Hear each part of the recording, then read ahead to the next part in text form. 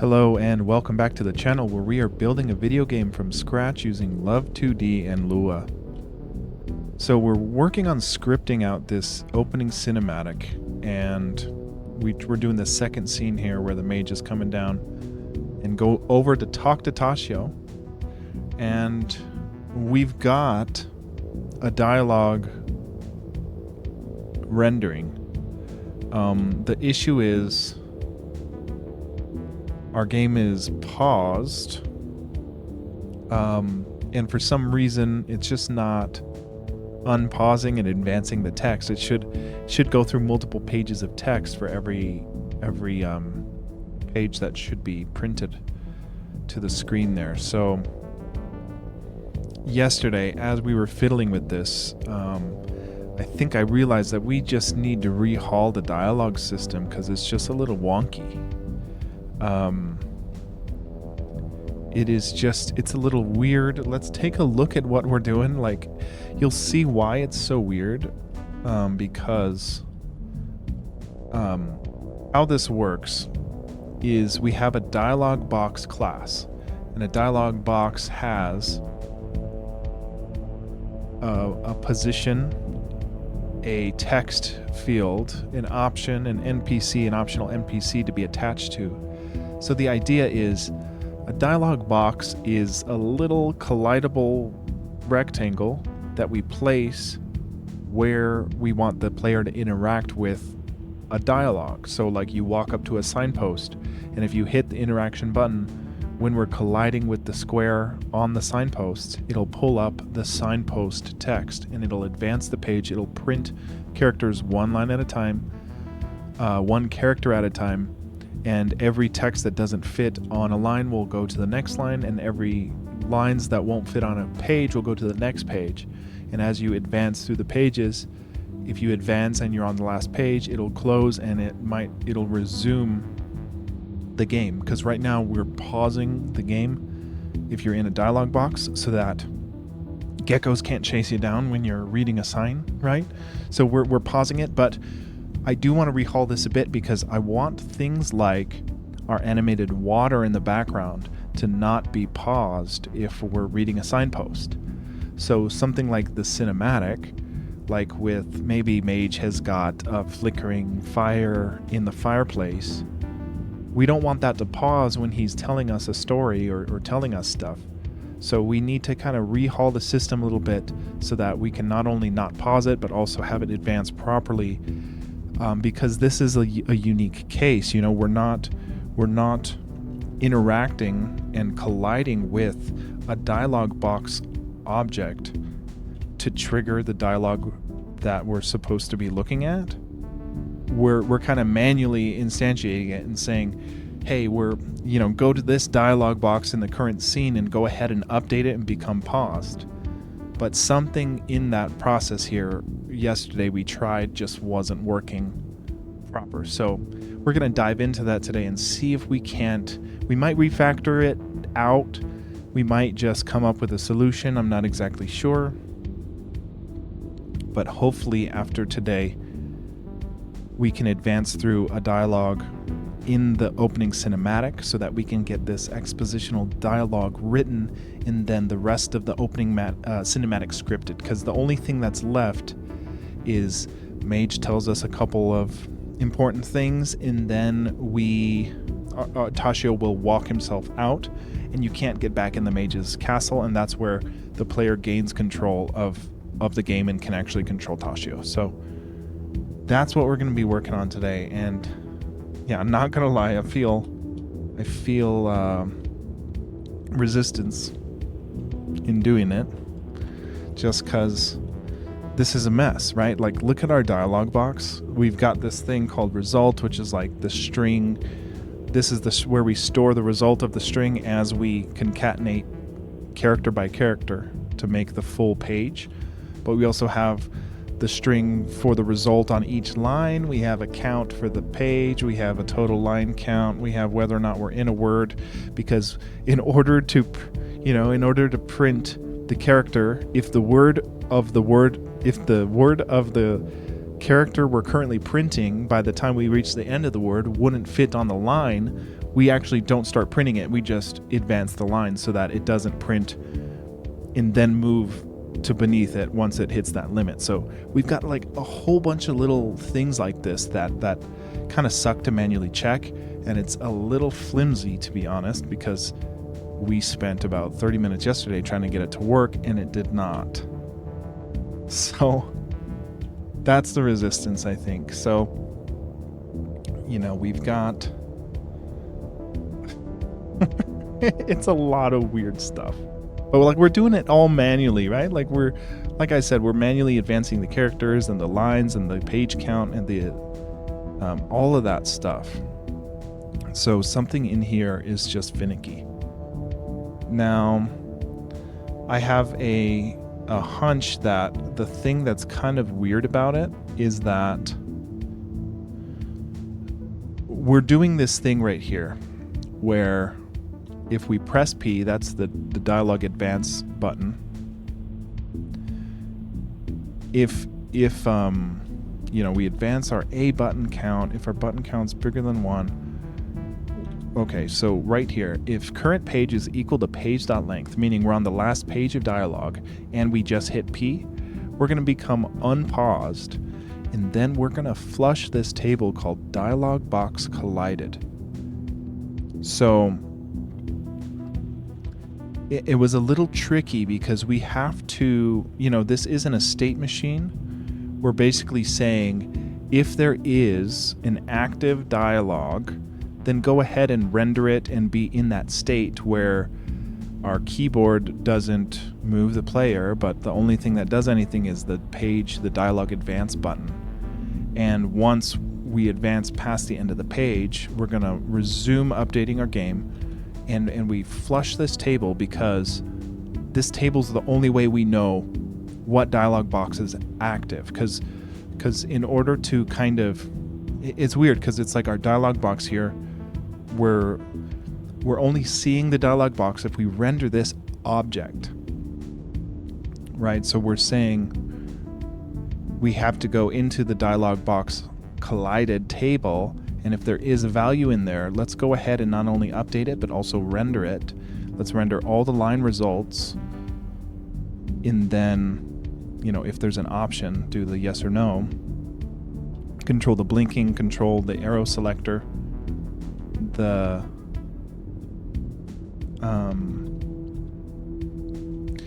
I think we ran into issues here because we tried to get away with it. Because when we declare this dialog box to be this bright side movement just rated from yesterday, we insert it into our dialog box table, our global table for the scene. We're putting it in there so we have access to it, right? And we can't just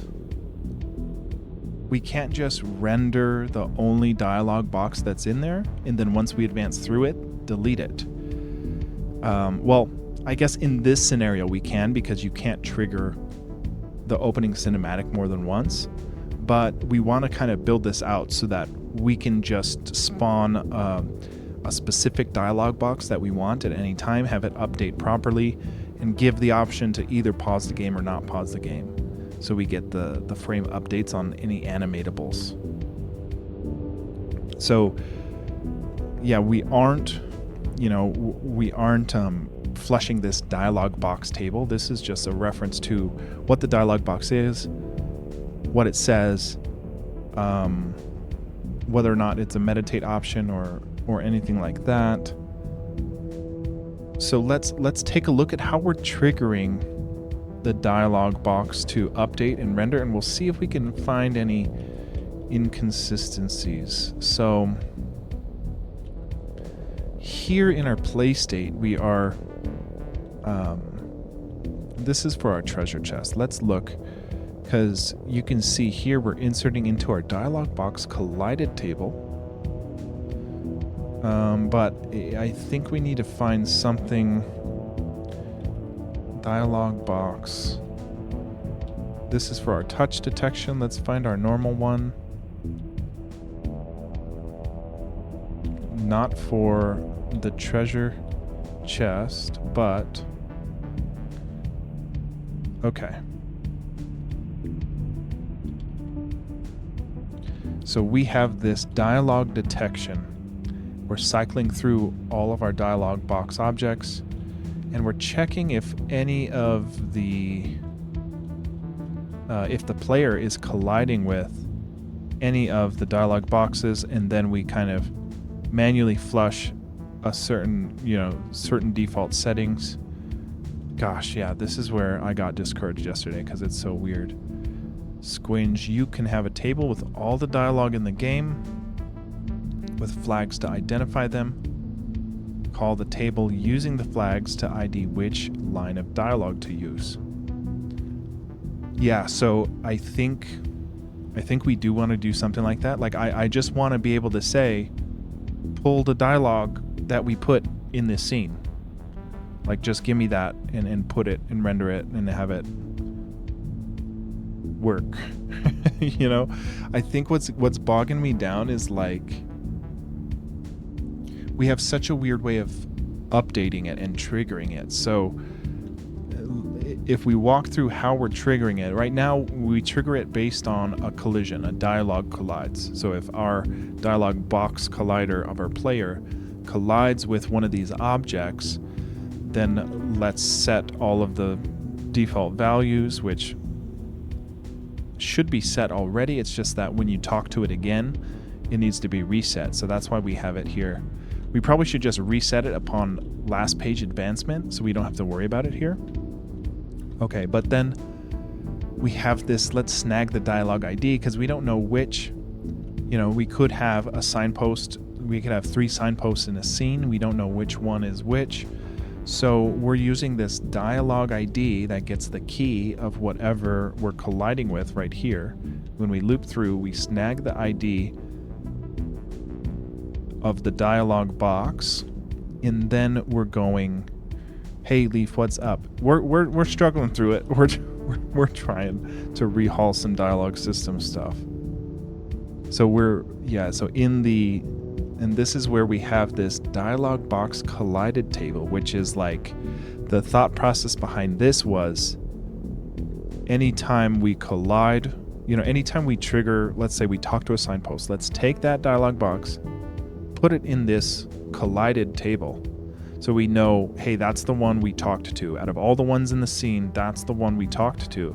So insert it into that scene, become paused, and then if there is a dialog box object in this dialog box collided table, we're going to update that dialog box and advance through that dialog box's text as you press P. So that was why we did this, and we put it in a separate table so that we could have a way to stop rendering the dialog box. Because if we were to just say, let me think this through, because if we were just to say, let's at this point in time, if we collide with the dialog box, let's go into the .dialog box and update the dialog ID that we just snagged here. We can do that, but once we advance through the page, what do we do to get us out of the dialog box updating and rendering? We have to have some kind of trigger that says, okay, well, we're done reading that dialog box, so close it, and then reset its default values. So I guess it still makes sense. I mean, it's like we have to come up with some way to say, let's stop updating the dialog box once we've advanced, whether that be in this collided table or not.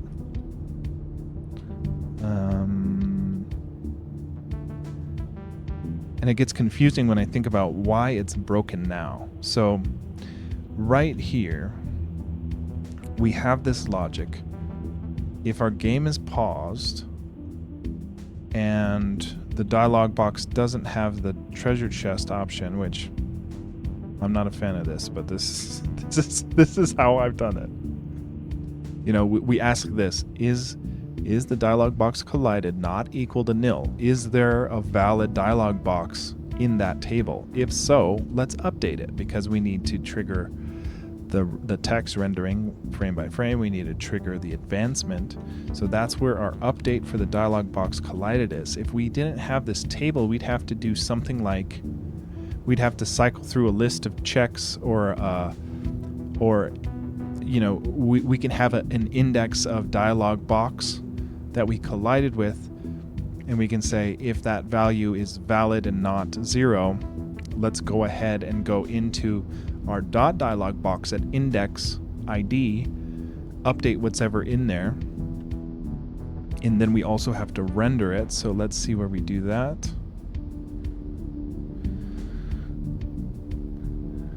It should be dialog render, something like that.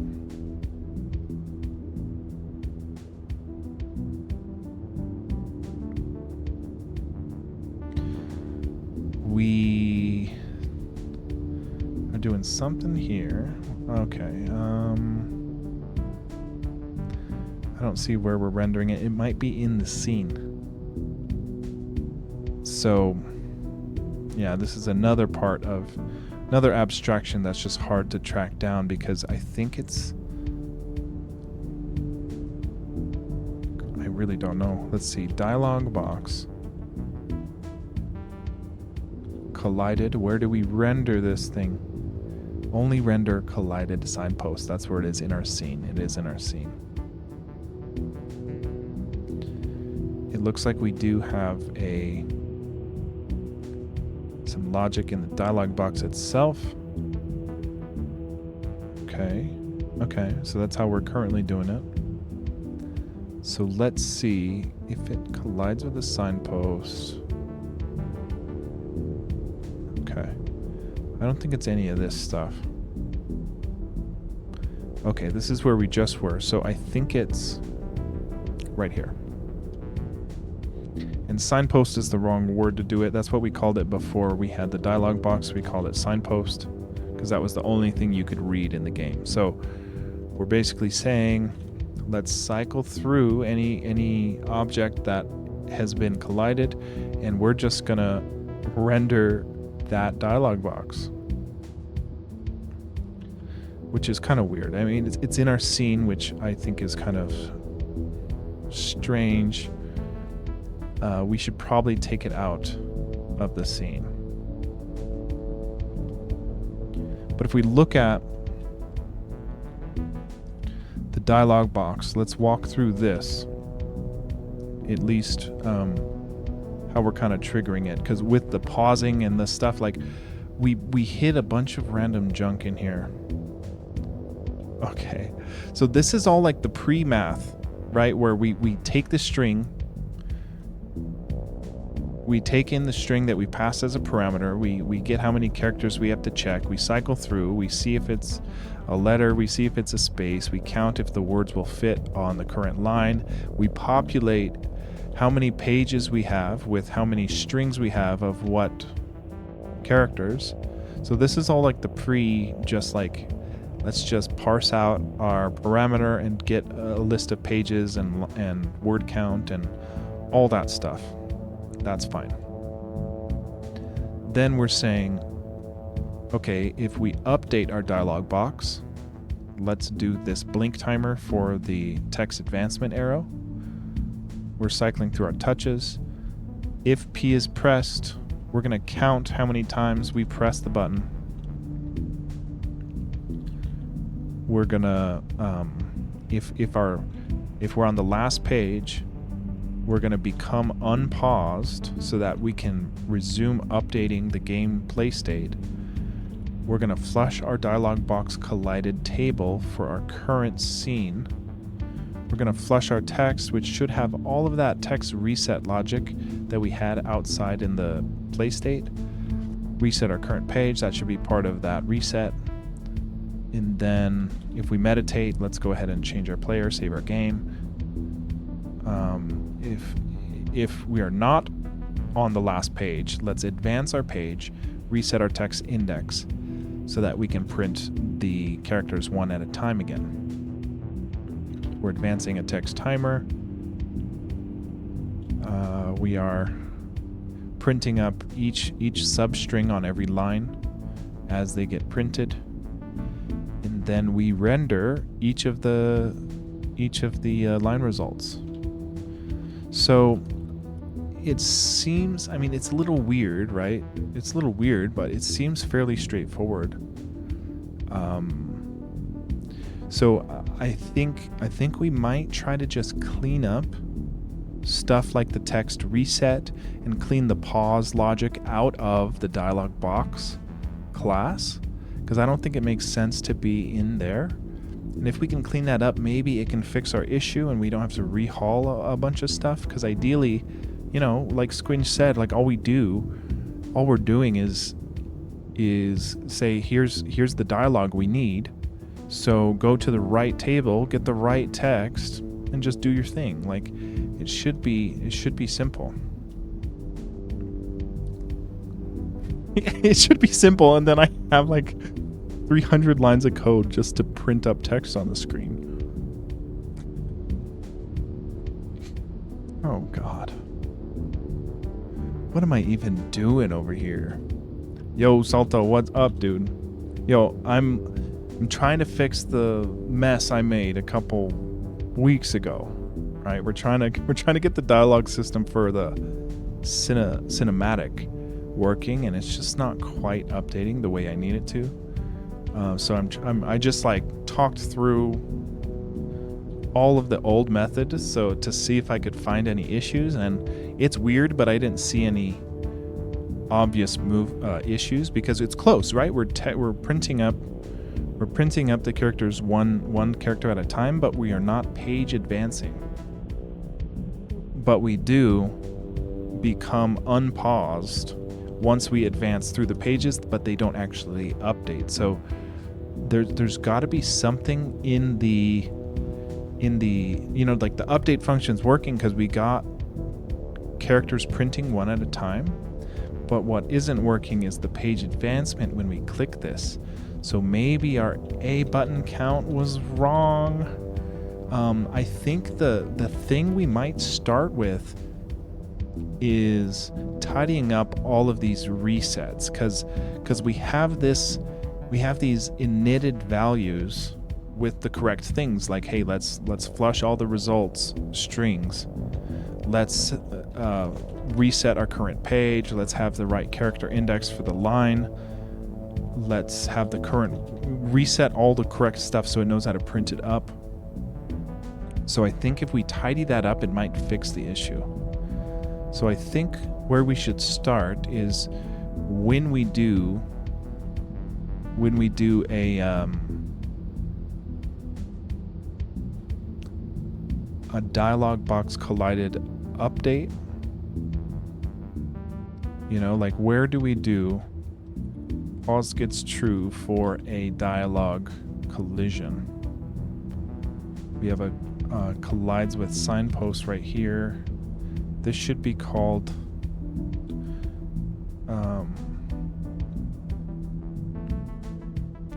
yeah, this is the dialog collides. Okay, so I think this actually might, you know, we're doing something different here than we are in our cinematic state. You know, we're doing this stuff based on if we're actually colliding with the dialog object, and that goes for our player. And whichever direction our player is facing, that's where the hitbox for our dialog collision detection is set. So I think what we need to do is take all of this stuff, all of these resets, and we need to add this into a method for our dialog box object that we can just run and say, let's reset default values. And then we'll make sure we run that same method for our opening cinematic so that we have things like the A button count getting flushed correctly, because I think that could be it, because it's just the advancement that isn't working. We can get on the last page, so it's telling me that the page count is working, the page length is working, the update is working because we're seeing them printed at one at a time. But what isn't working is some value to advance the page we're on, the line we're on, the page we're rendering, all of that stuff.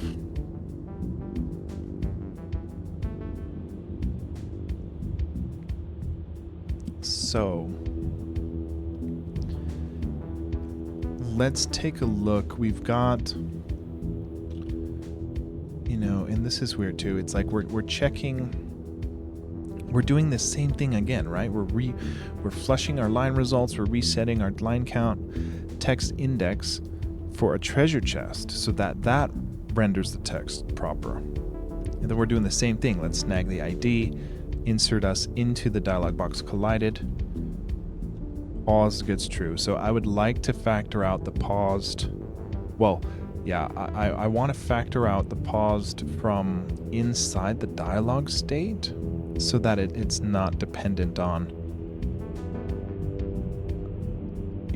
we might not want the game to be paused if we're in a dialogue scene. So I'd like to be able to trigger that.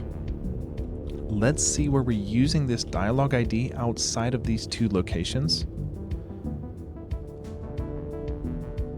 We have it there in touch detection. We have it here, here, and here. Okay, so it's only in the play state that we're using this dialog ID. Okay, so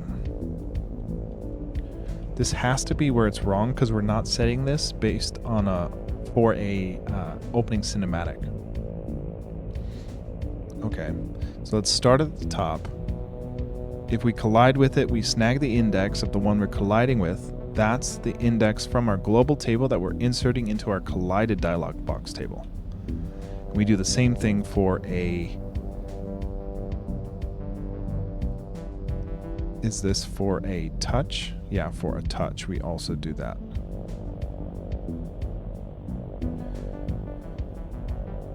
Okay, so we do it twice. We do it once for dialog boxes and then once for things like treasure chests. So that's why it was mentioned twice there. We have it one for normal touch press. We have it again for a treasure chest option of a collidable map object. Then we're using it here to. Okay, so this is why yesterday I thought it didn't matter, because we're only updating the first dialog box collided. So this could get messy if we accidentally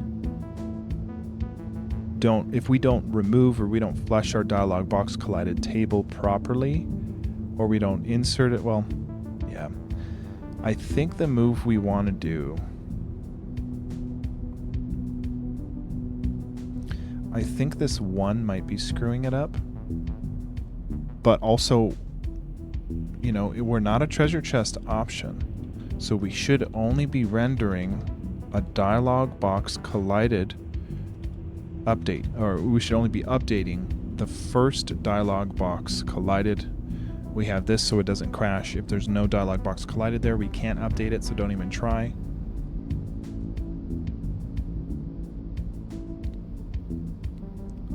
So we're not using the dialog ID for this update. So it could be here that it's going wrong, because this is one of the, well, I don't know. I don't think this is where it's going wrong, because we're not using the dialog ID here. So let's compare. What I'm gonna do is, let's find this dialog ID,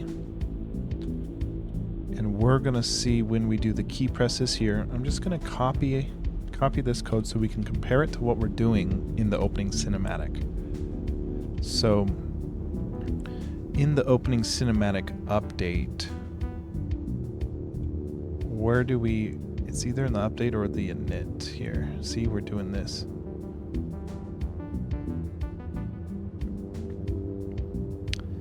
Okay, this is kind of strange. Okay, so here's where I'll paste what we were doing. We reset our line results, which we're doing, reset our line count, which we're doing, but then we need to insert into the .dialog box collided table the dialog box object that we're talking about. What just happened to me?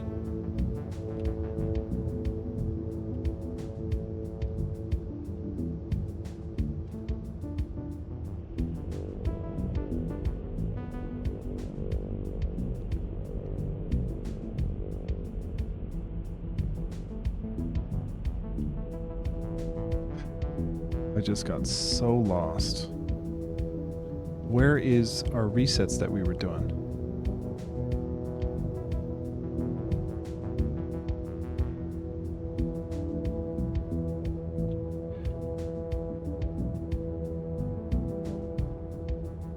Okay, here. Okay. So the only difference between our cinematic and what we used to do is that we are resetting these values. I'd still like that to be a method for the dialog box.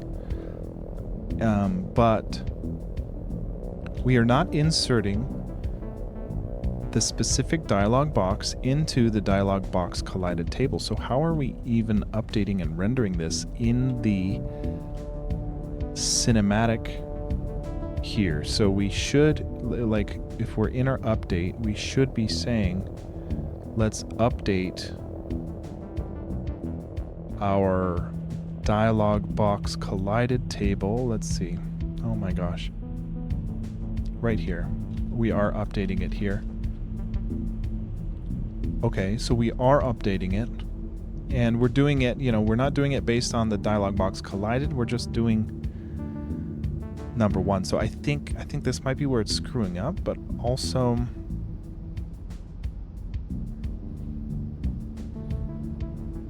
there's a couple of things that are just wonky about it. So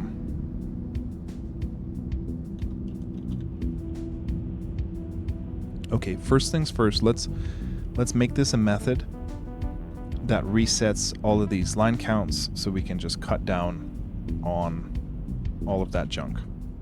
So that's what we'll do first.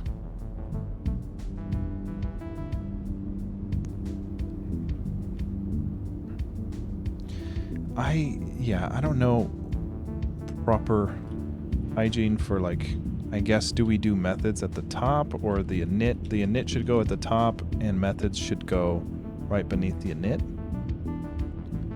before the update. See, we do have flush text. So we already had this idea, but we didn't do. We'll see if we're running this flush text anywhere else. I'm sure we're probably using it somewhere.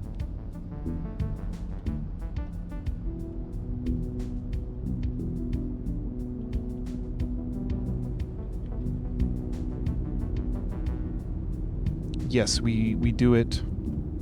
We do it here upon removing our dialog box collided. We're running this flush text on our dialog box, which all the flush text is doing is setting our text index to 1. So I feel like we could put all the other resets in there, because text index being 1 is basically just saying that's going to be the index of the string parameter you passed in. That's going to be the one you start printing first, one character at a time. So it needs to be 1 if you want the first character to appear first.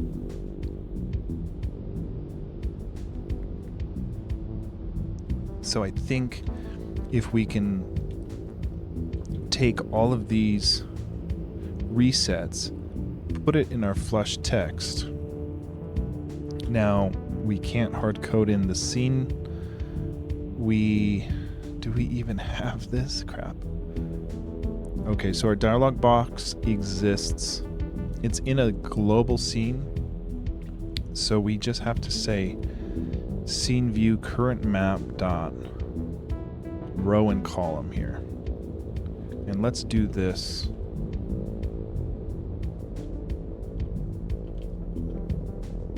We go to our global scene view dot current map row. Yeah.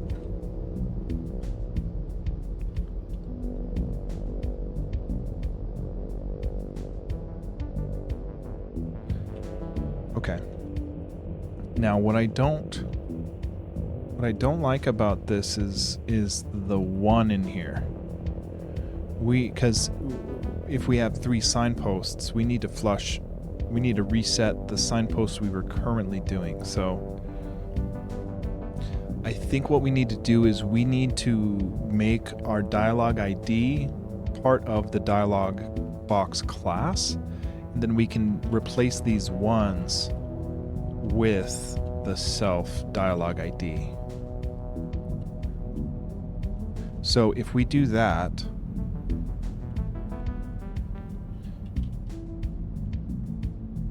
let's see where we do our dialogue ID.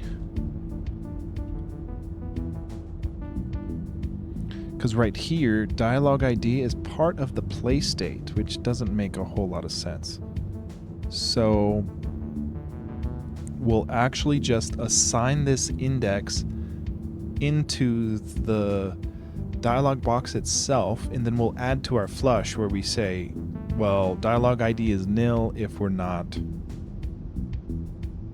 an active dialog box, because we update the dialog box of the dialog ID that we are currently interacting with.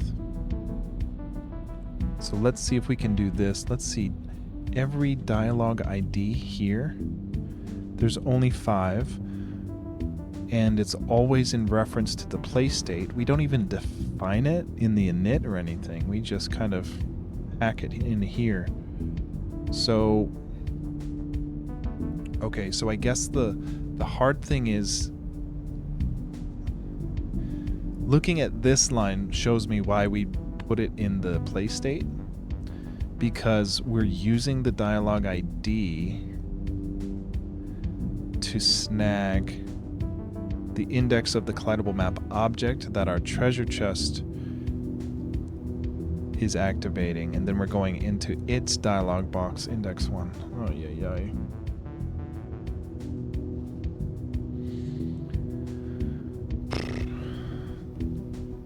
Okay, so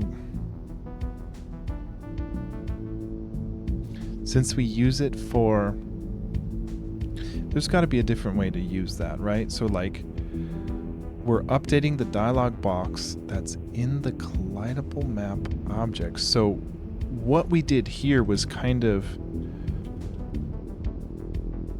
I guess I can say bodgy, right? Because we're putting a treasure chest. Where is it? Treasure, no? There we go. So look at this. Yeah, we go into our map. We go into our collidable map objects table. We insert a treasure chest, and inside the treasure chest, we have a dialog box.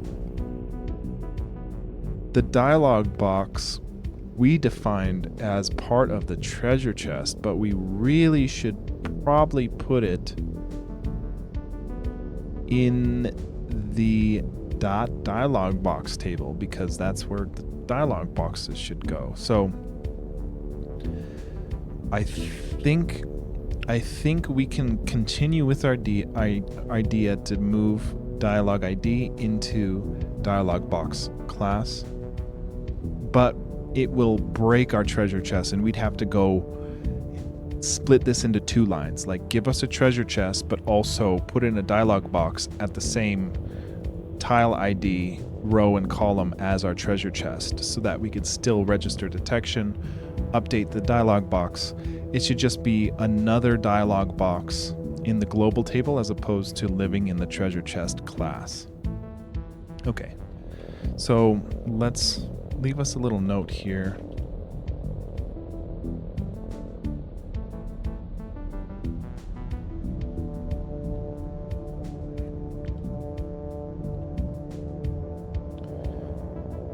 Okay, so our treasure chest will be broken, but I'm hoping we can figure this out for the normal stuff. So, play state, let's look at for all the dialog ID references, and let's just start switching it over to a field that belongs to the dialog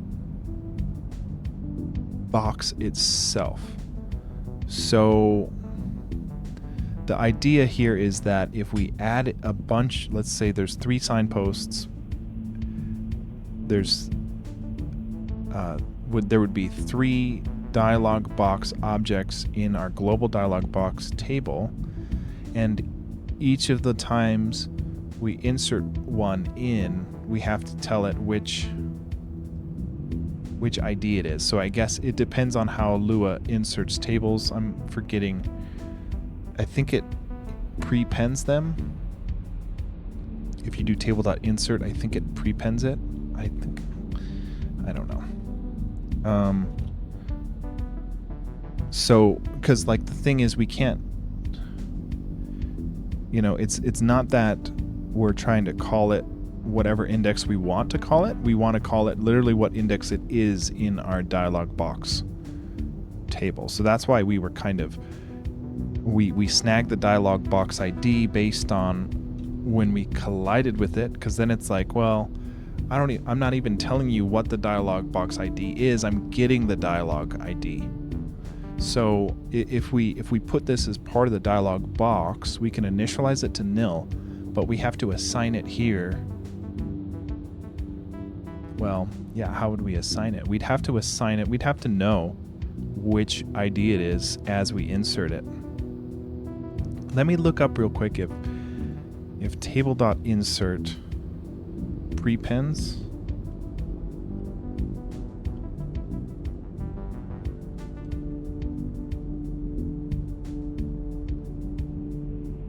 Or appends, I don't know. Oh, you can give a specific value.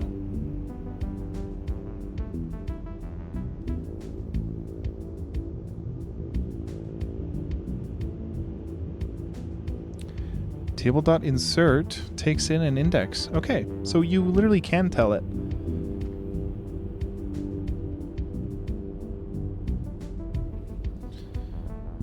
Okay, so yeah, you can tell it which index. So we can explicitly say the first dialog box we put in this table has an index of 1, and then 2, and so forth. So it's table index value. Okay.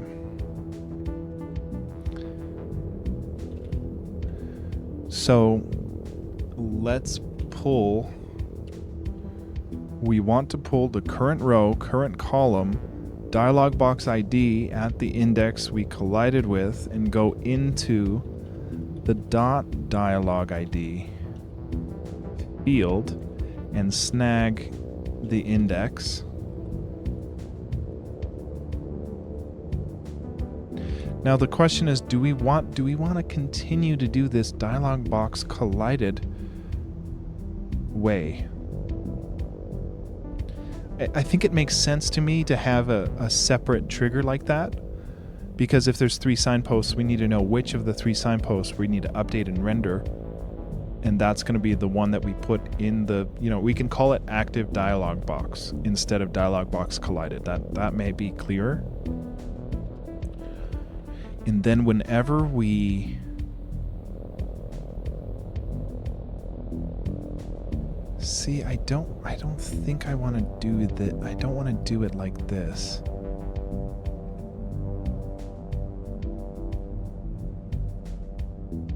We need to manually assign the dialog ID when we create the dialog box, and we just have it. Like we would just go into the ID because we have it declared. It doesn't change. We don't add dialog boxes after the game.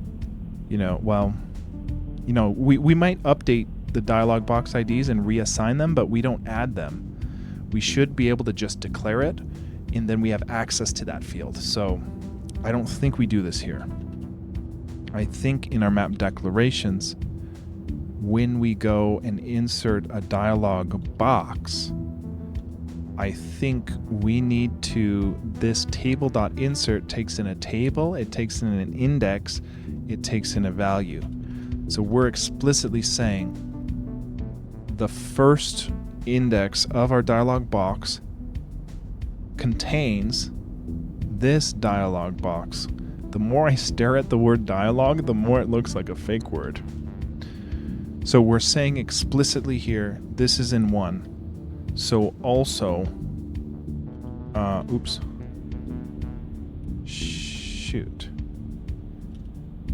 This is what we need. So we're going to say, we have to kind of, either we add the index. Okay, here's what we do. Because I don't want it to be a bunch of different lines we have to remember, but we can add it as a parameter to the dialog box. So the dialog box has an X and a Y, a text. This is going to be weird because it has optional parameters. Because if we look up here, we have an option and we have an NPC that we need to take it to. So what the heck is the option? Option like an idle type of dialog box, which would trigger the saving. Okay, so option will become 0, or we can say 0 for no option.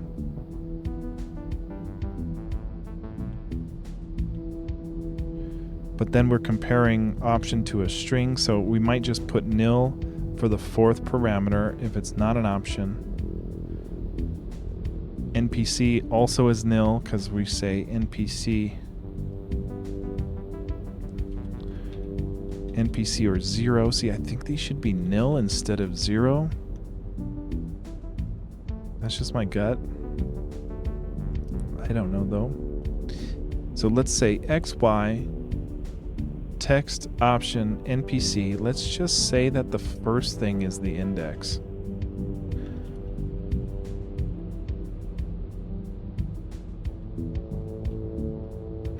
And that's what I call dialog ID.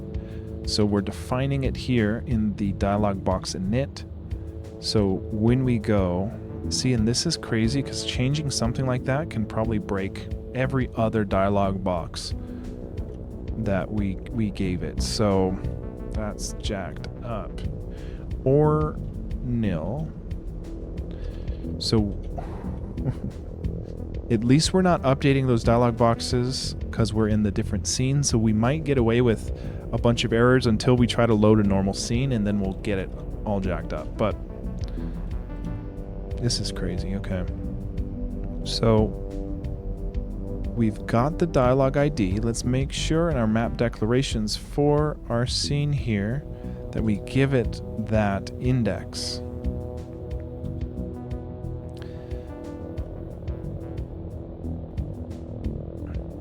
So instead of, we want the index here. This is the index for the dialog box table, but we need to give it an index here before our X and Y as our dialog ID field of the dialog box. Okay.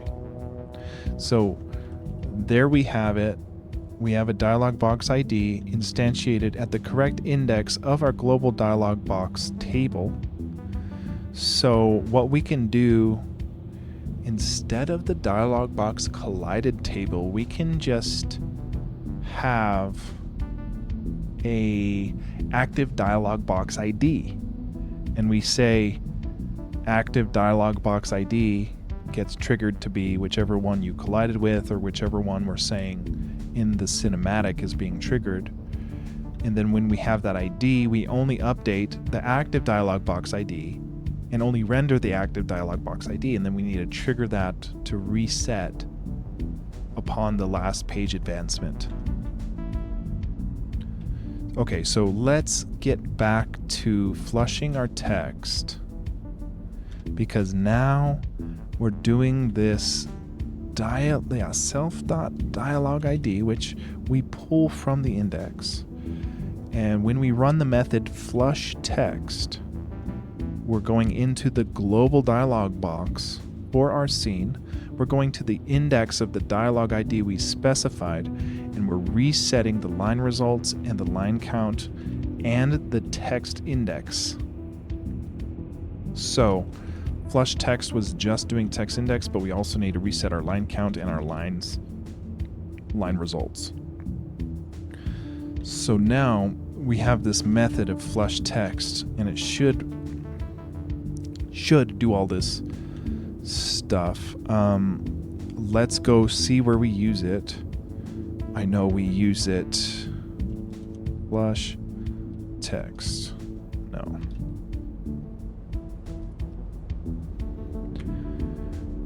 We use it here. We use it here. We use it in our dialog box only? Okay.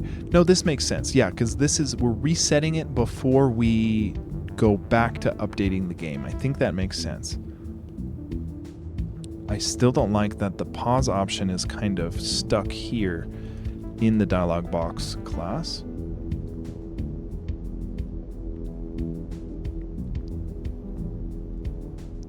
Okay, so let's see where we're doing this line result flush.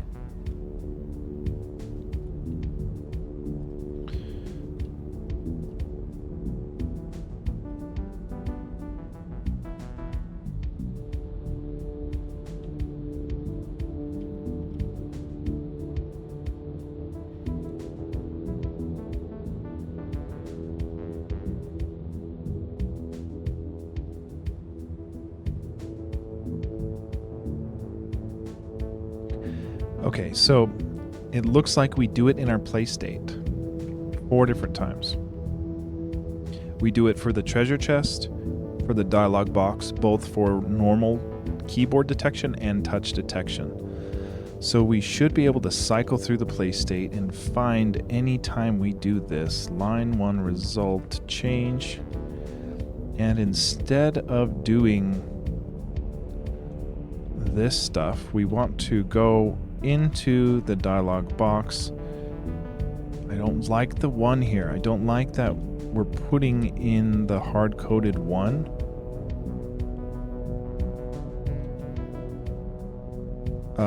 But we need to go into the dialog box and run the flush text method. It should be called reset text.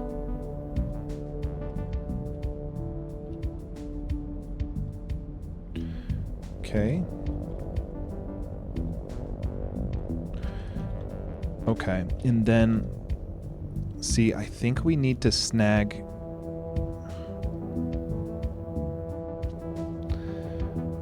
right here. We're snagging the dialog ID from the one we collided with. We don't need to do this because we have access to it. We know what it is. Because the very dialog box that is in there has a .dialog ID that is correct. So instead of the 1, we do this at, see, how do we do this? The dialog box itself, the only one in there, oh shoot.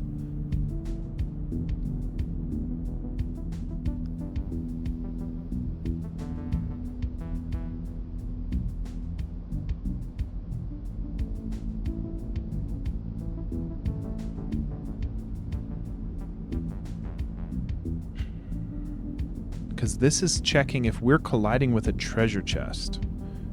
If we're colliding with the treasure chest, then we're saying the V, the value that the actual treasure chest that's in there, we're saying go into the dialog box in the treasure chest and go into the only one we gave it there, flush the text. Okay, that's gonna be broken. That's gonna be broken.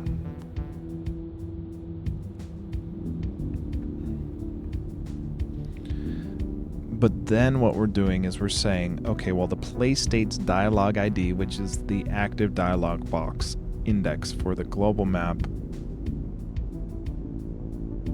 that's what we're using here to say dialog box. Oh, we don't even use it here. We just go into the first dialog box. And I think that's because this is the I think this is because this is the treasure chest one that it's jacked up like this. Because we put it inside the treasure chest. This one, well, see, this one isn't using the dialogue ID either. It's a little strange. Okay. Well,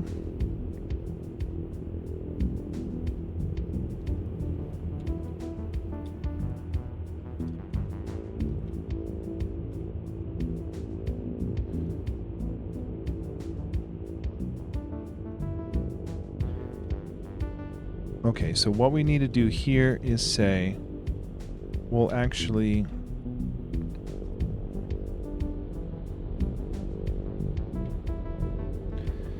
we go to our current scene view and we need to run the method flush text.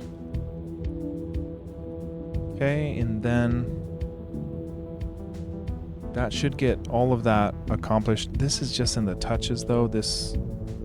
We need to do it for the key presses. Okay, here's the key press. And we're gonna do the flush text method inside the dialog box that we just collided with, which this K would be, this K would be the same index as this dialog box index K dot dialog ID. That the K would be the same value because we manually told it to be. Okay, so instead, this is so weird. We had the dialog ID here, but we weren't even using it here. We were doing it in the update. So we're doing this. Okay, so the question is, do we keep this dialog box collided? I don't think so. I think our scene needs a active dialog box ID. And if we trigger either a collision or a cinematic to have a active dialog box ID of a number that is not nil, then let's go ahead and update that dialog box. Let's render that dialog box. And then if we advance to the end of the page, we flush that active dialog box ID to nil. Therefore, we don't update it, we don't render it, and we continue our game as intended. So I don't think we need to insert the dialog box into the dialog box collided. So let's instead say that our play state's active dialog ID is now K. It is now the dialog box index of the one we collided with. And we'll take this out. Now, I'll worry about the paused and stuff later, but I think it's okay to trigger paused. Well, we'll see. I don't know. I feel like the dialog box should have an option to be, is this paused when we update it, or do we just update it and not pause? So I don't think that'll be that tough, but we need this active dialog ID for our play state init. So we'll go up here and we'll add it into our init, and we'll say that we've got a self active dialog ID assigned to nil. Okay. Let's make sure our flush text is still working. So we have here, this is a collidable map objects. I'm not worried about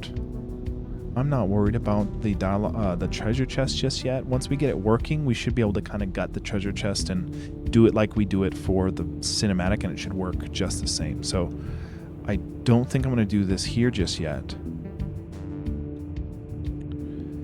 So it looks like we've got it. Yeah, we don't need the touches. In the keyboard detection, we are running the flush text on the right dialog box. So that's good. So we still need this method in our opening cinematic state. Okay, so it looks like we covered it from the play state. So let's go to our opening cinematic state. Yes, and instead of doing this, we will say, let's, and I'm keeping them here as comments just so I know what I changed. By the time we go and commit, I'll probably clean it up.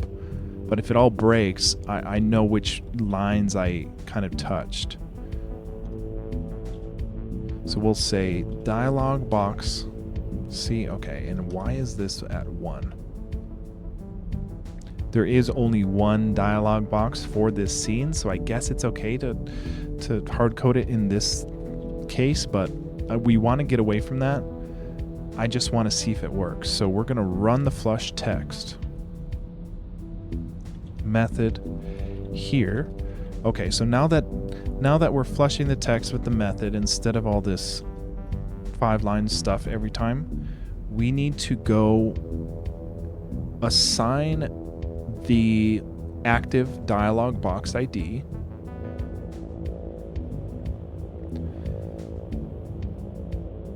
based on when we trigger it.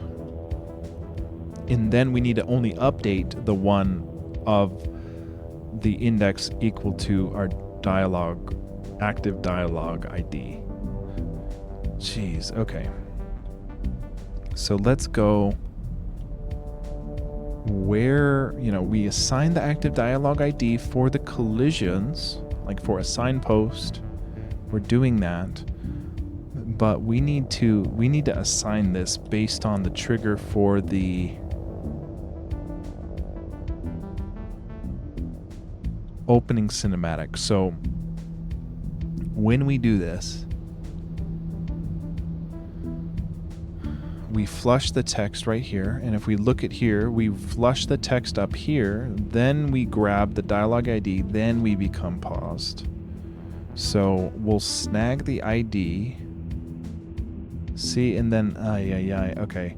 This is a little more complex than this because we need to see what we're using the active dialog ID for, and right now we aren't doing anything, and it's part of our see, I don't like this. It's part of our play state, not our scene, but I guess it makes sense it wouldn't be part of our scene. We need access to it in any scene.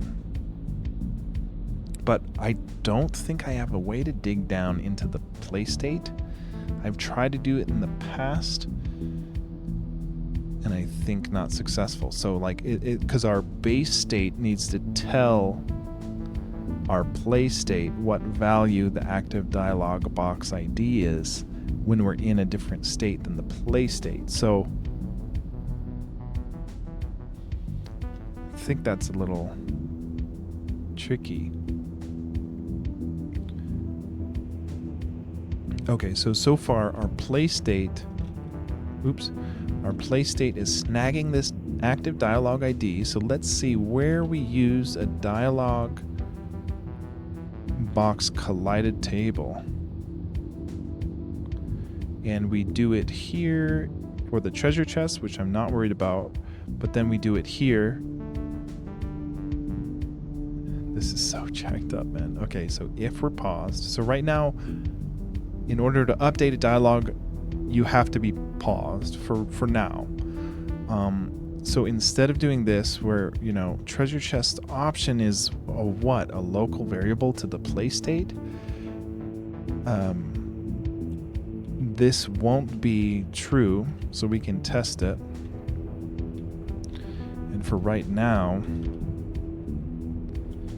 I'm gonna say that we need to update not the dialog box collided index 1. We need to update the dialog box global table at the index of our play state's self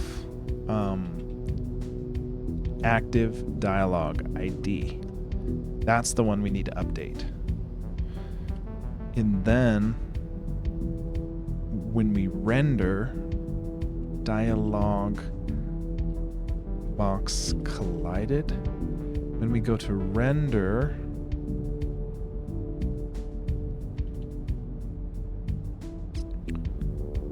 is this in render? No, just update. So we're updating here. So where do we render it? We render it in the scene view, cause why?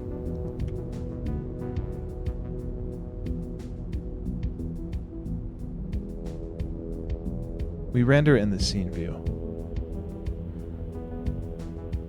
which I guess makes sense, because if we're not in the play state and we're in the opening cinematic state, we need to render our scene with the dialog box inside it, and we wouldn't see it if we left it in the play state. Okay, so let's go to our scene, and here's where we're rendering it. So let's, instead of saying we render the index of our collided dialog box, we're going to render the object in our active dialog ID index from our global dialog box table. And we only do this if, and self isn't right here. See, this is the part that I have not been able to do before. We don't have access to the variables in our play state in another state machine. I mean, maybe we can dig down and find it, but all I've been able to do is dig down into the current state machine. I can't dig down into the field of another state. So either we need to pass this dialog ID into the scene whenever we change it in the play state, so we have access to do it in the scene. I think that's the easiest version of it. So we can say that our scene has a active dialog ID. Our scene does, and then in our play state, when we do our active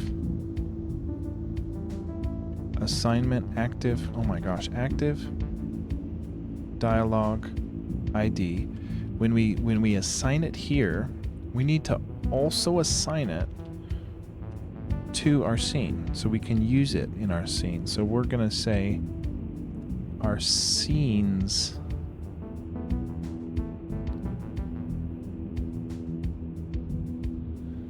this isn't quite right. This needs to be our global scene view.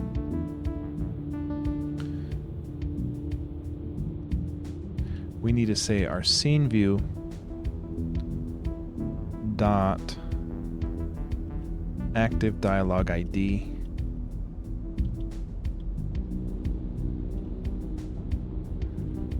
gets K as well. Okay, so the scene view from our play state is also going to get this assigned. I think we need to do this. Where do we...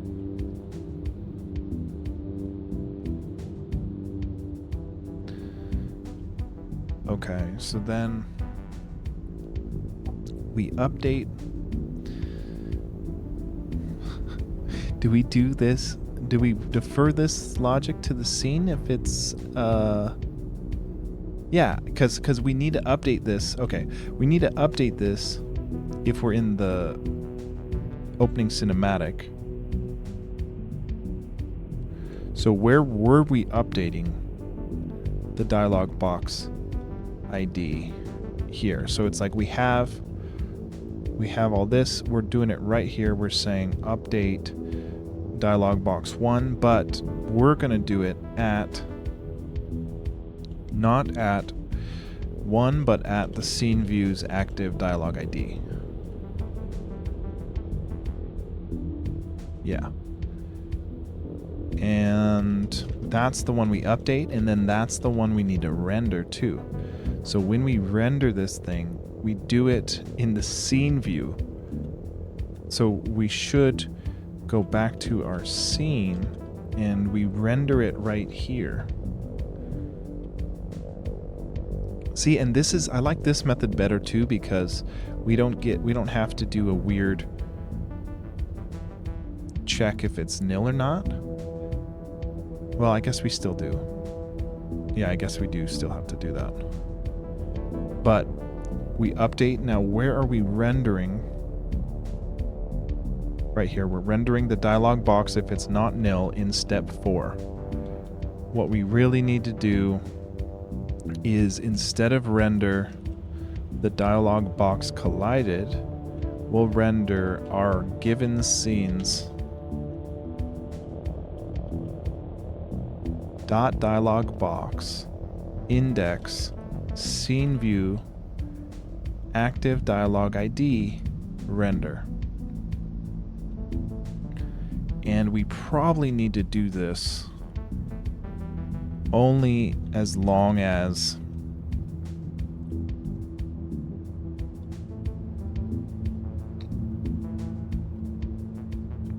only if this ID is not nil do we want to render it.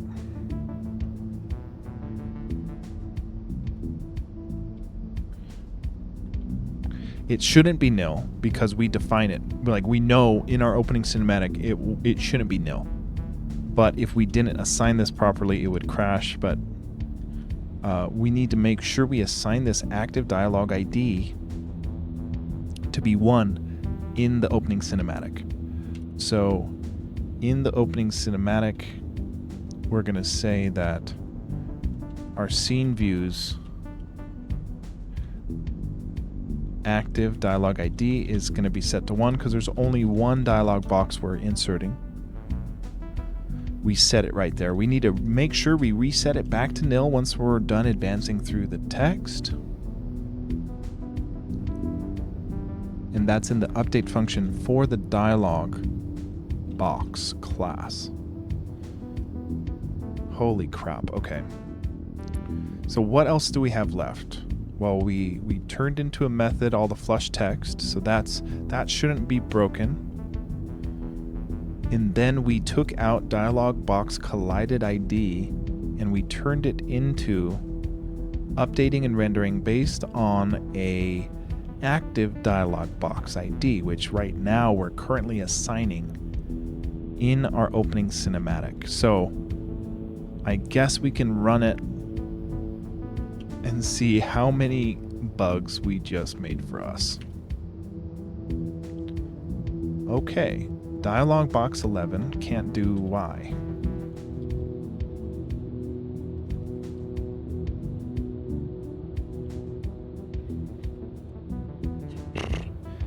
Okay, yeah, we might have to give an index for all of the dialog boxes we've got.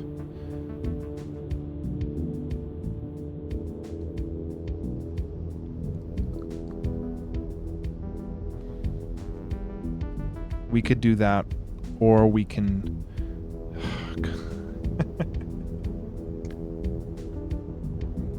Yeah, because all of the dialog boxes we're trying to pull and update and insert only have a couple parameters, so it's like it thinks the thing we're passing in as Y, it thinks the thing we're passing in as a text is now our Y.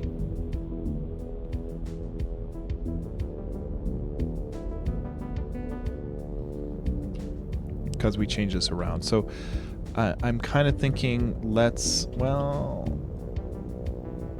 I feel like it's going to be the same issue if we put index at the end here, because it's like optional parameters. So if we don't give a thing, we just set it to be like, we can just say set it to 1.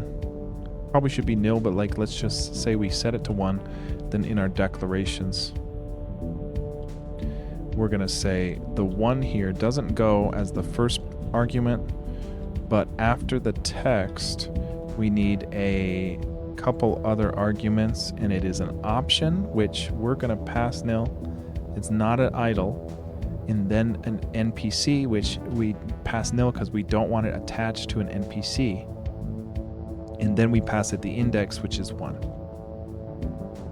Now the others should remain nil. No, it isn't. Okay, place state 372.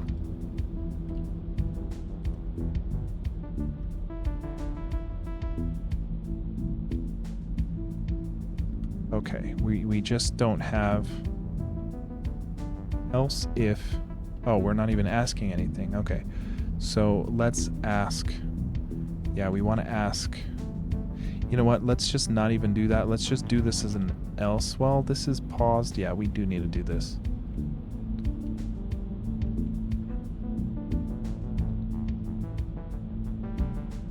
Okay, else if our dialog box.id, if that value does not equal nil, we want to update it. Okay. All right. So opening cinematic 2:15.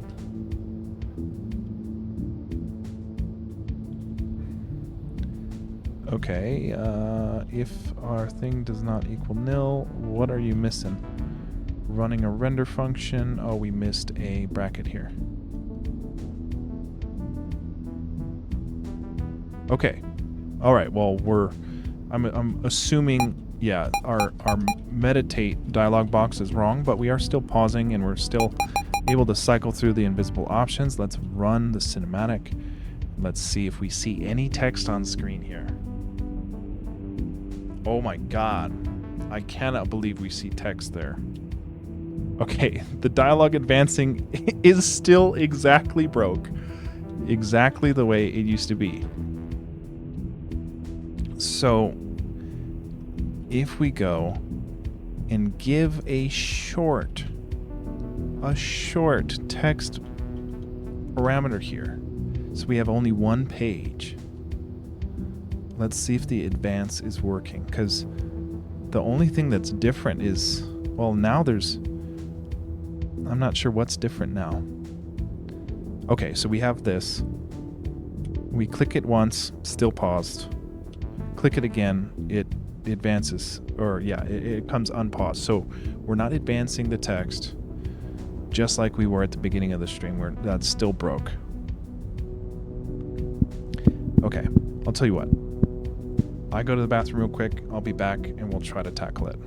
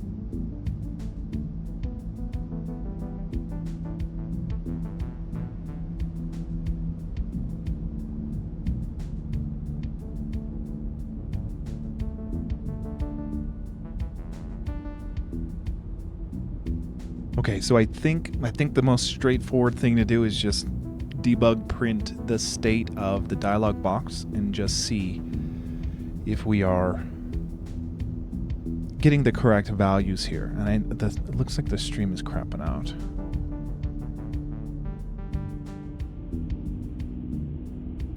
Shoot.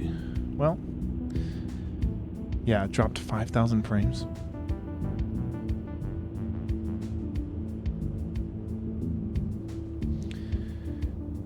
Okay, well, let's hope it stays on. Okay, we're green. Okay, so yeah, we're just going to print up values from the dialog state and see, is the text index working? Is the current page working? Is the page count working? All that stuff.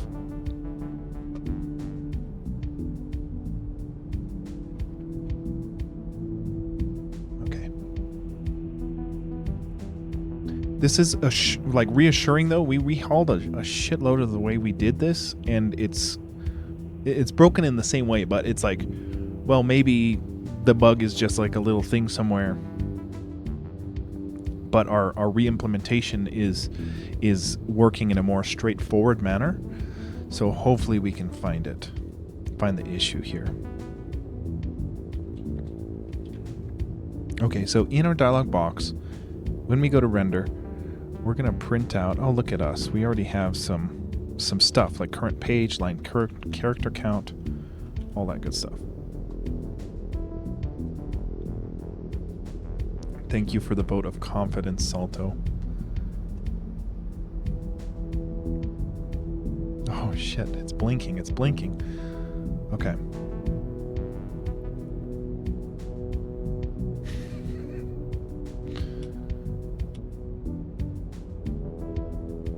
Well, that's bad. We're updating a dialog box outside. Okay, so we're gonna set a solid color here.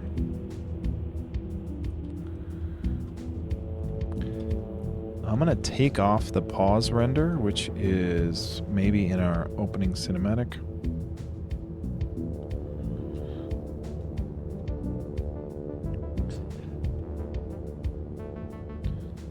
And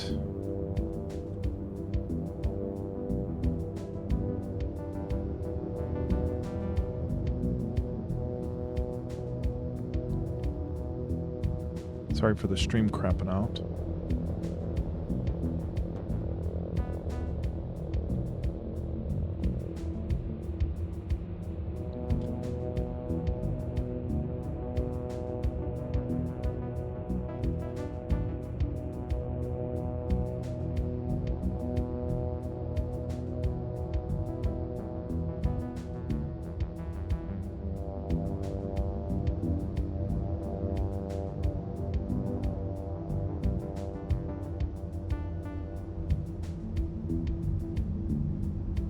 What is going on with the stream crapping?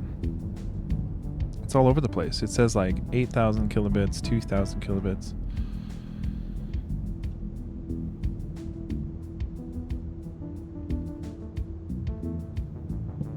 Okay, page length 1, current page 1, text index, counts, that all looks right. A line character count, what the heck is that? It's the character count. Oh, as we go through the line, it's like the character count of each new line. Okay. I mean, it's like flashing red at me over here.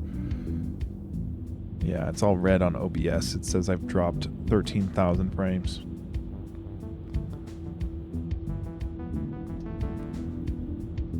Yeah. Okay. So line character count looks wrong. And the advancement looks wrong. And also, why are we updating? Oh, that's weird. Every time I hit P, we're updating this text index outside of an active ID. So I think, we aren't flushing an active dialog ID once we advance the page. So that might be the first step.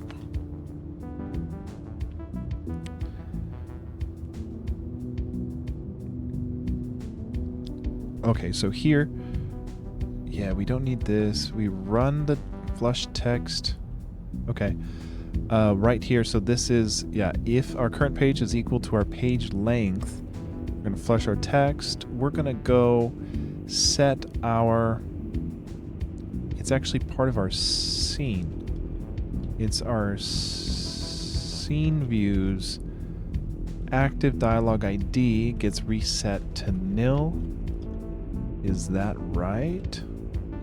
We shouldn't be having texts update when I hit P once we're unpaused.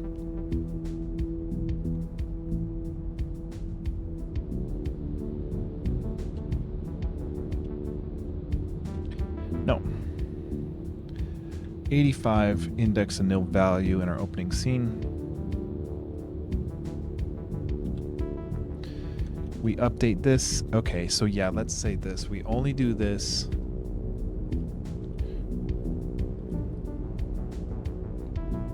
if we have a value for this ID. It's actually just this active dialogue ID. We say if this does not equal nil, we're going to update the scene views, the dialog box for the current scene at the ID of our scene views active dialog ID. And our scene views active dialog ID is set here in the init for this map. We say right there, 1. So we won't be able to redo the cinematic there, but this is just like, we're just trying to like advance the text again, right? So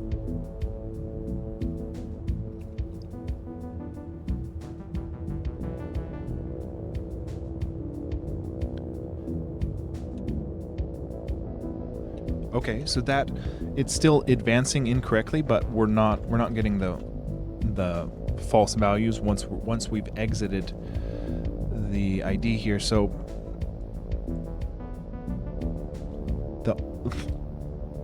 I don't know what's wrong. Like we need, like if we try to insert a map or a dialogue that we know works, like let's see in the game if we talk to a thing that is a dialogue box that isn't a type idle. Let's like right here. Oh well. Like the advancing looks working, we're just not rendering it. Yeah, that all seems to be working, we're just not rendering it. So let's just try to fix that part. We just need to snag. We actually need to initialize the dialogue, the active dialogue ID index in the map declarations. So we'll go to the map where we put in this signpost. No, what do we call it?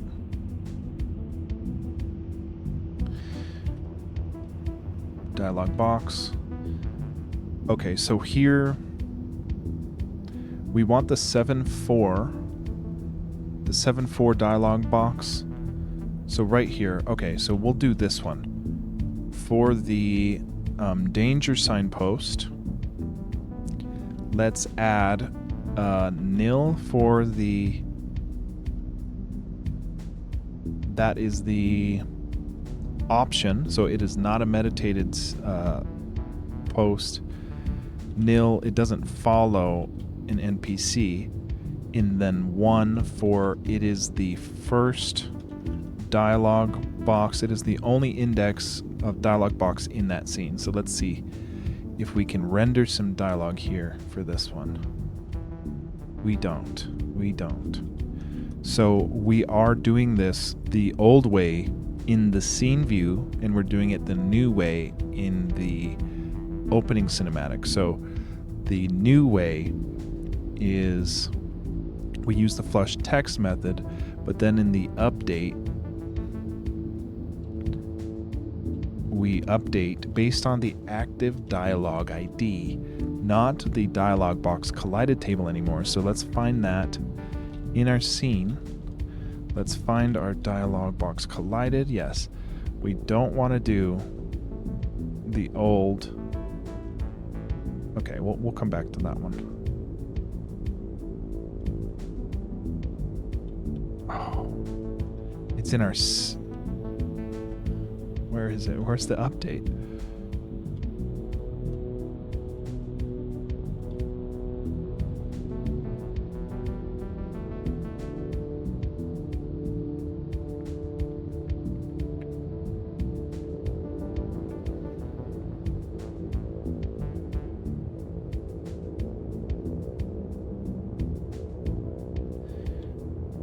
Okay.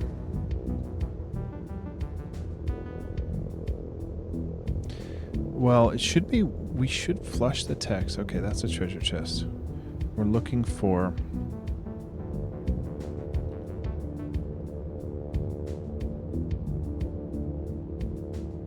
collides with signpost. That's just for touches.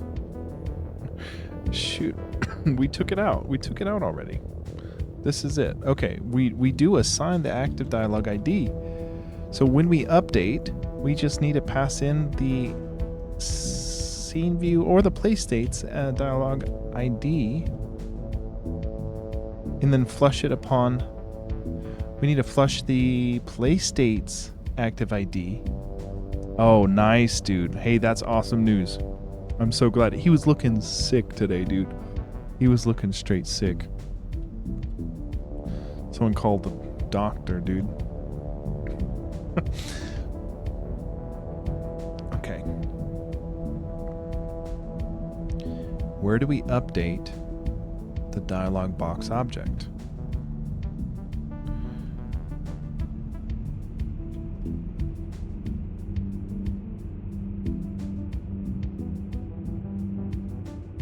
We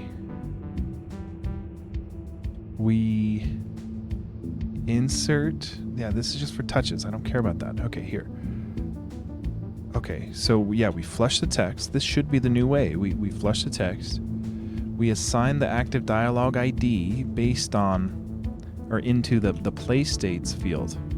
So where do we update? Where do we update?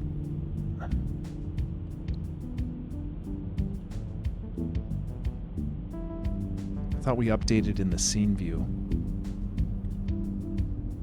but I didn't see it there.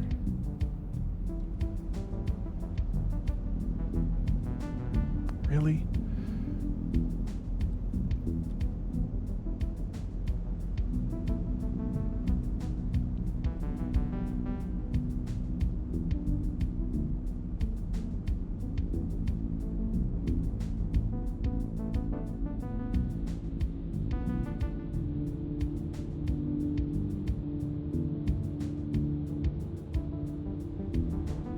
We render it here. Gosh, dude.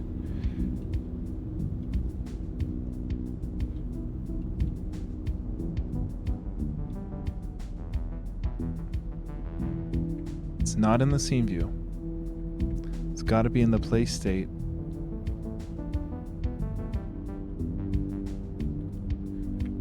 But it's not there. It's not there. It's not there. We don't update it there. We don't update it there. We don't update it there. We must have deleted it on accident where we were updating this. So in our scene, in our update, we can say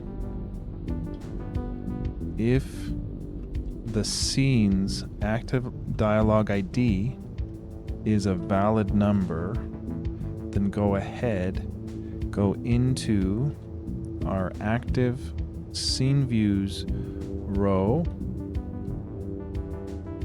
go into the active scene, and go into the dialog box table at index of the valid active dialog ID and update that sucker.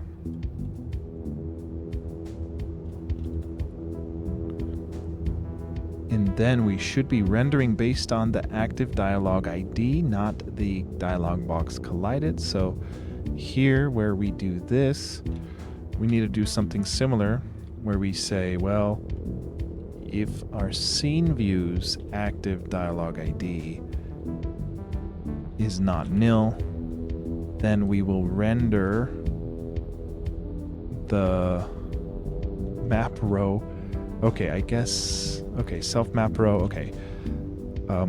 Dialog box ID at index self active dialog ID render, and we'll do this map row map call for the other.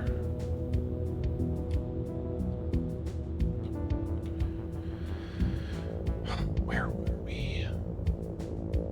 It's in the update.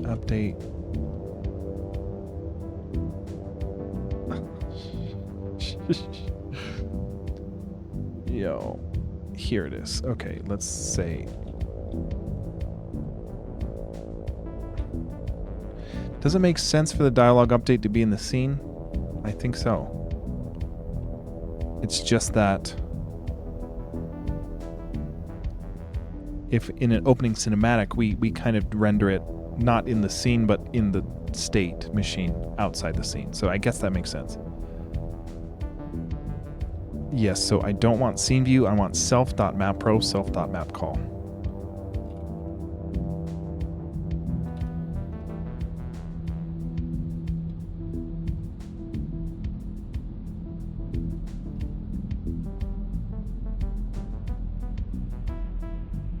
Cool. Let's see.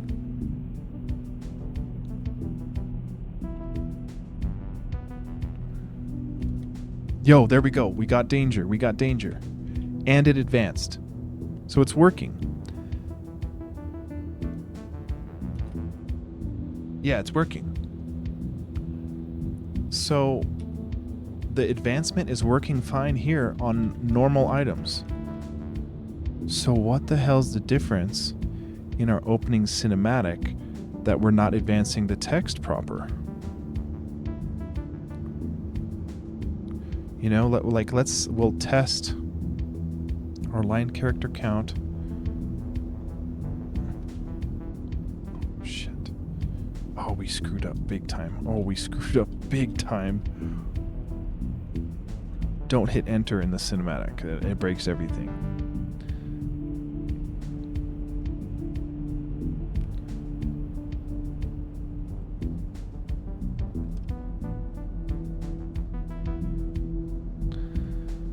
Oh no. Okay, let's try it again. Let's see what the line character count is for trying to advance it. Line character count is 8. We hit P, doesn't advance. We hit P again, it stops updating, which it's like kind of counting the page count and stuff, but it's half broken. So I feel like it's a small bug we did yesterday. Because look at this, line character count is 0 here. Line character count 0. What the hell is this line character count?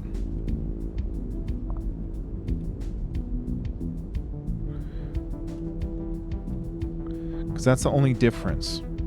We initialize it to 0. We count. Okay, whoa.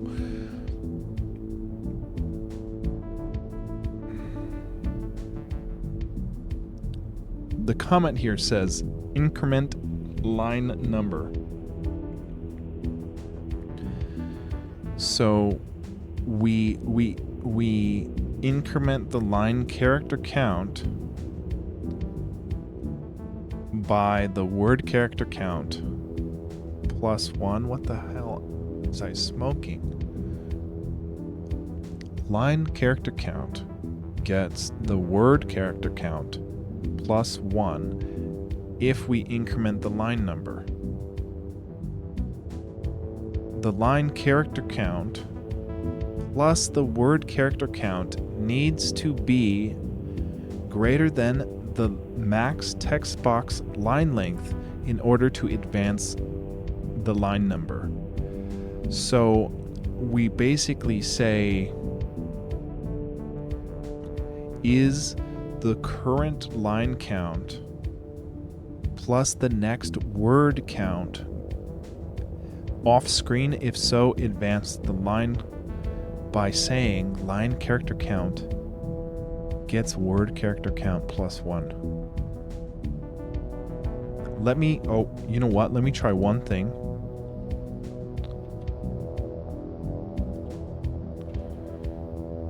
We'll go, well, no, we don't. Okay, let me.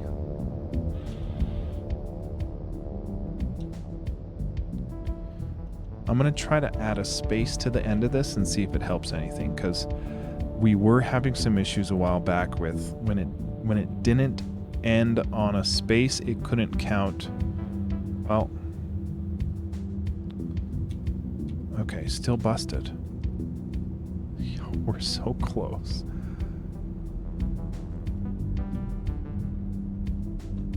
So why the hell is the line character count so jacked up?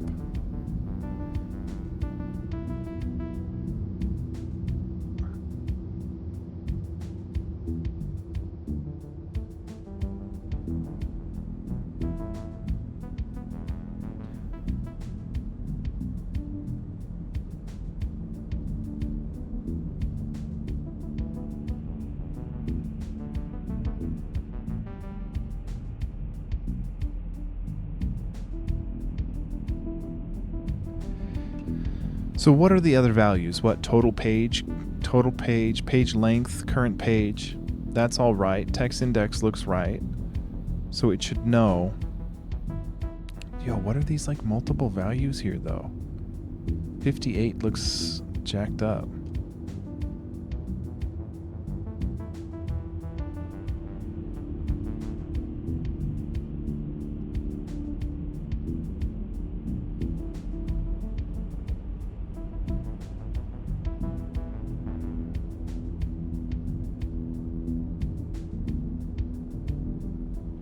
Rendering this in the dialog box. Okay, let me test it one other time over here.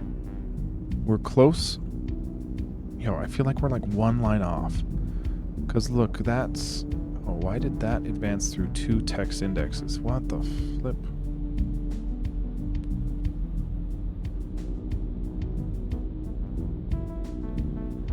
The line character count is 0, which is just not right. That should update as the characters are being printed. See, but all of these are working whether or not we're rendering them. They're working in the sense of it knows how many pages there are. It advances through them correctly. So we're doing just something different in our play state than our cinematic state. And I can't figure this out. Are we paused in our... Yeah, we're for sure paused in our overworld and in our opening cinematic, right? We were printing this up. I can't read that.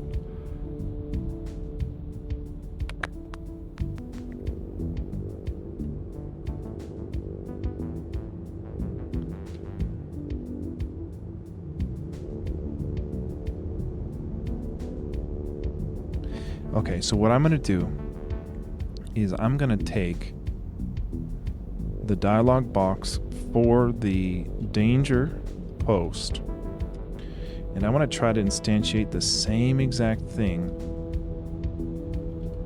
into our cinematic scene, because that one was working, so maybe we had a weird thing for it. I feel like it has to do with the X and Y position. Oh, well, we say signpost in here. Signpost is the option. Oh my god, I think we just forgot the option. Signpost, oh gosh. Let's see. If we give it the option of signpost, does it magically start working?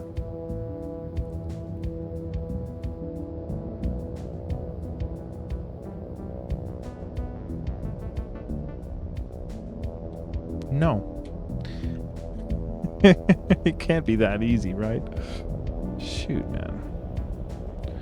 Okay, so like no joke, yeah, let's just try to table.insert a dialog box with the same exact danger The same exact signpost that is working and tested in the play state. And then Salto, I know it was like there was a part of me that was like, that's been it the whole time. That's been it. It was so easy. But it is even more broke when we try to do this method. So, I mean, this is telling me that our cinematic state is handling the dialogue system different than the play state. So in theory, it should just be tracking down exactly what is different about the two implementations and just matching them. So it should be, it's just, I feel like it's just one hidden thing. Because I think it's this aspect that we pass in, we pass in a dialogue box location. That's the only thing that's different, right? We put in a 1-1 here, which we'll see if it treats it any different. It's just that our normal dialogue boxes trigger if we collide with the dialogue box. This one is not doing that. So like whatever we're doing, see like that. Okay, so the 1-1 there, it has to be this dialogue collides based on these values, because these are just ruining it. So whatever we're doing in our play state using these collided objects, we just need to make sure we're matching that behavior. Because look, our line character count is right now, according to, well, not right, because it's not 0, but it's the value of the working condition dialogue box. So passing in something different there made it get treated different than it does in the play state. So that's what's confusing to me. Okay, so let's see if any of the dialogue box collided. It's actually called dialogue collides method. It looks like they're all in the play state. We define it in the entity and we use it here in the play state. This is for the treasure chest, so I'm not interested.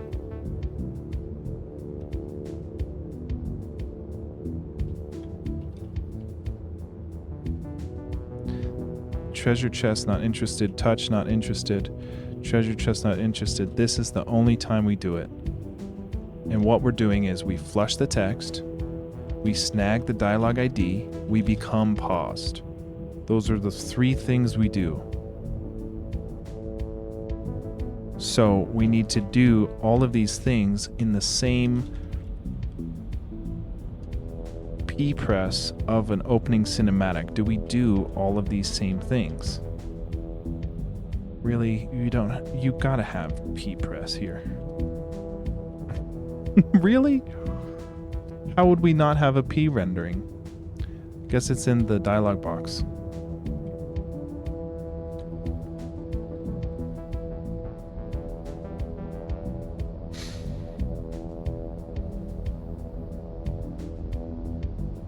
Okay. Well, we do...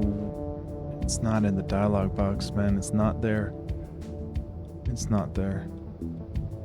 It's gotta be... It's where we... It's not where we advance the dialogue. It's where we trigger the instantiation of this new dialog box, which for an interactable one, we walk up and press P, but for this one, we don't do it upon interaction, we do it upon triggering whatever mage step 4 or whatever, triggering the update for the dialog box in castle step 4.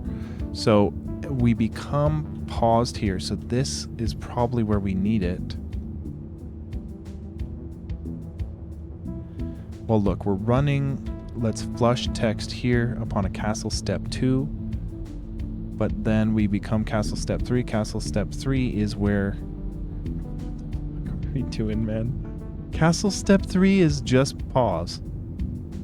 So if this thing is, we need to flush the dialogue, set the active dialogue ID, become paused, Those are the only 3 things we do in the play state. Now this, we do it based on the scene view. So we say, you know what, the only dialog box is going to be the active dialog ID. That's the one we're updating. And then we need a flush text here instead of right here, I guess. See, like that shouldn't change much. So it looks like we were doing everything the same, at least in the update. Maybe the render was different, because there's very little we were doing upon a dialog collide. So we'll put, okay, we flush the text at index 1, which is really scene view active dialog ID, but should be the one in there. Okay. Okay. Broken.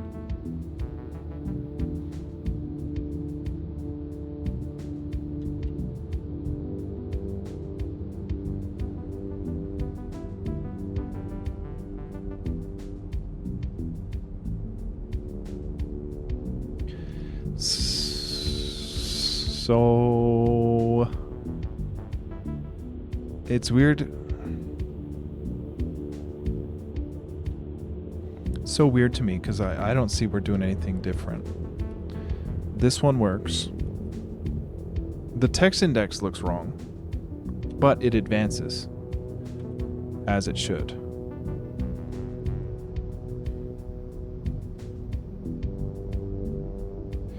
This is nuts, man. This, like, I've made 0 progress since we started streaming, and it's like midnight. Like we're in the same swamp we were when we started.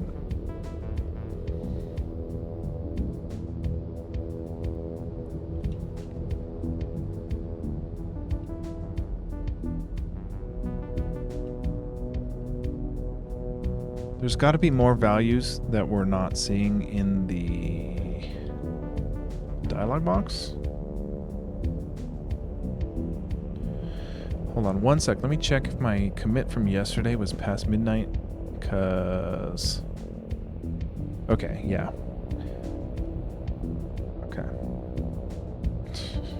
Dude, it's so disheartening.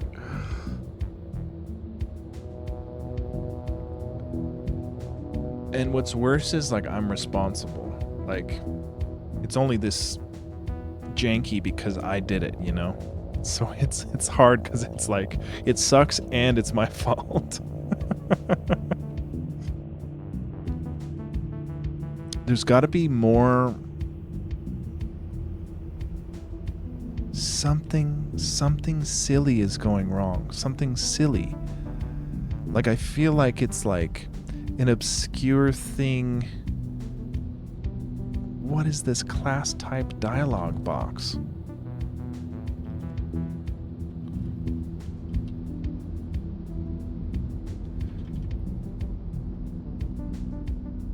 The hell is that? We don't use that anywhere.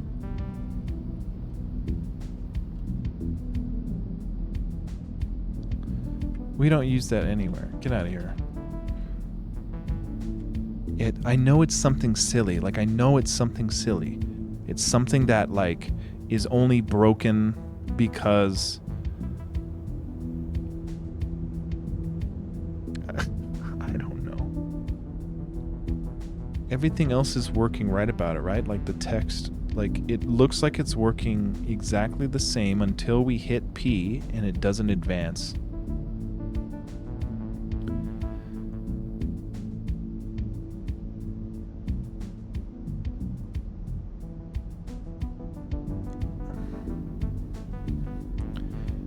Let's check the pause state of the one that's working and make sure that's true. Well, we're not printing it here. It is paused though because the flowers aren't updating here. But we hit P once and it gets rid of that. So let me just turn off keylogger here in the scene. We can't, like, we're so close. I mean, I say that. It's like the fact that we changed everything and it's still broken in the same way tells me that there's just like one thing we overlooked. Because we're doing things a different way and it's broken in the same way. So it's like the thing we didn't touch is the issue. So we just need to find like what the heck we didn't touch. That was the issue. Let's take off the keylogger so I can see if there's any differences with the page advance text.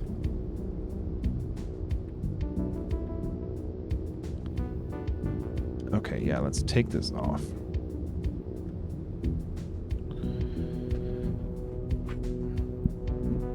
It's weird, Salto, because it's like programming is like, it's almost like needing help in your specific writing style, right? Like if you're Stephen King and you're like, I need to crack this code.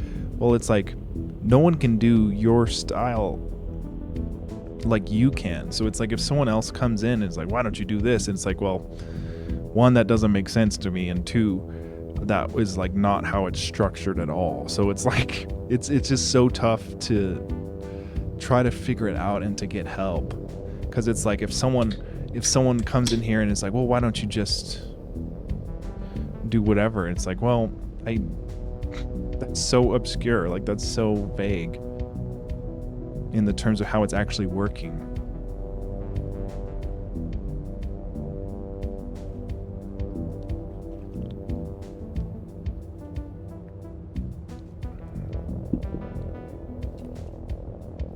Because like I know what it needs to do. It needs to render the damn text, right? Like it just needs to advance through the text.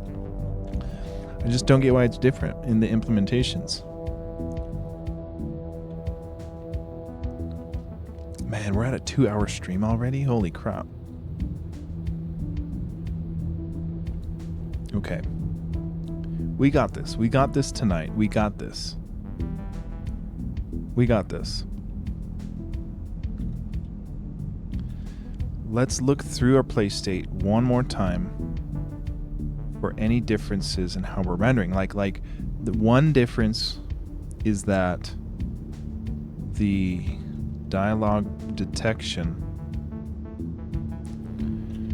if we collide with the dialog box, we're going to flush the text. We're going to insert into the dialog box collided table.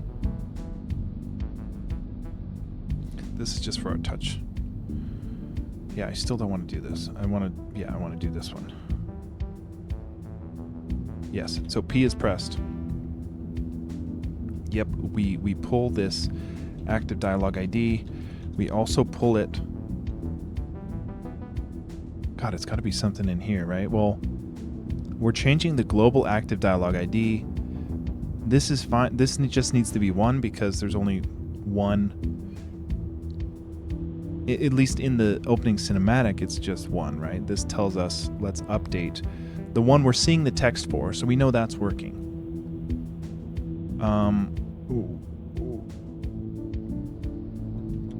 Do we ever use this self-active dialog ID here in the play state?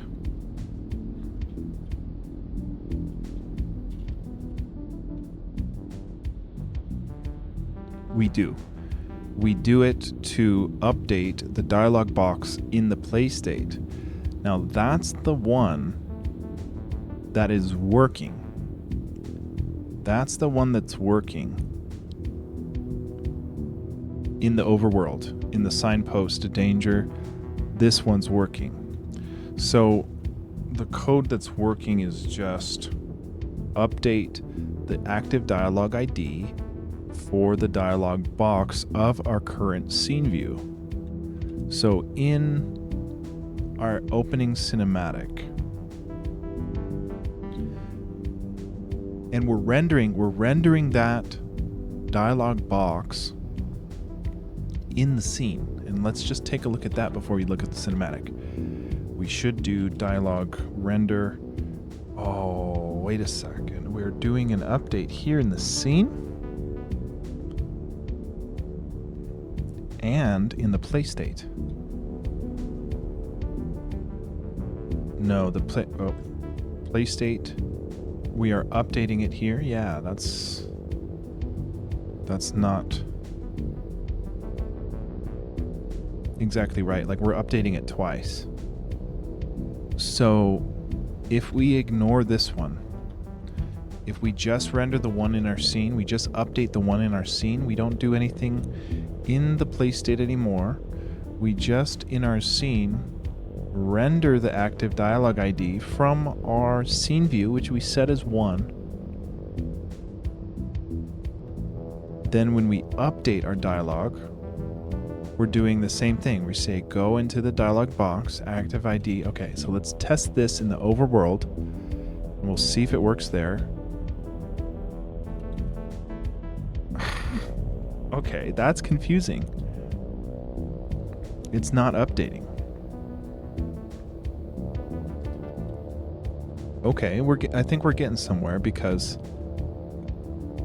why would the scene need to update?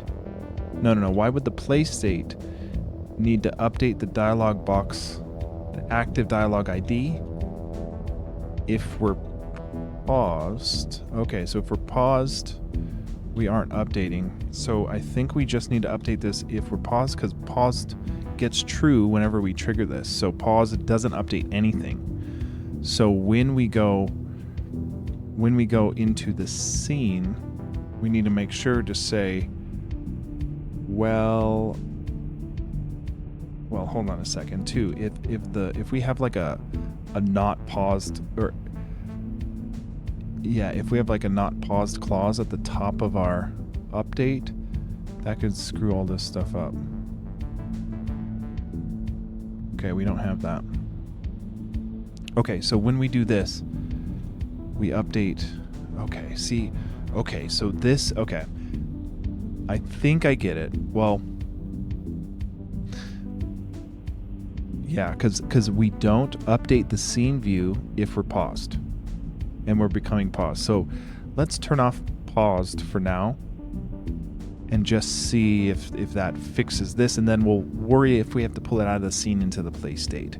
But this is getting closer to the issue, because let's just stop turning paused if we collide. So like, let's do the dialogue collision. It's dialogue collides.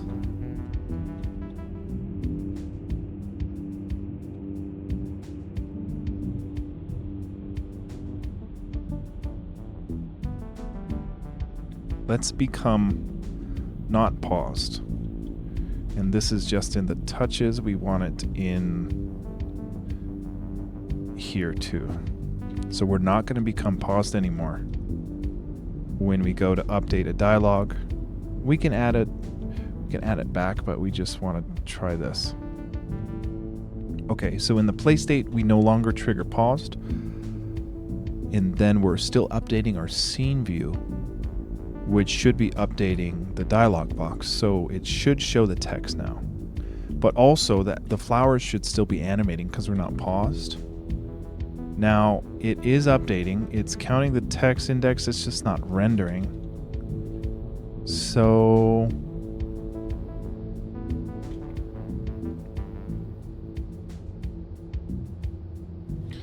it got the right page. Let me see if the opening cinematic's the same way.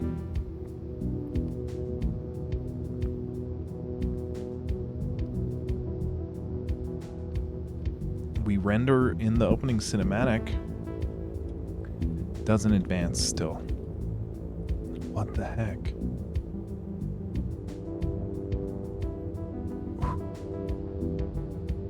Okay.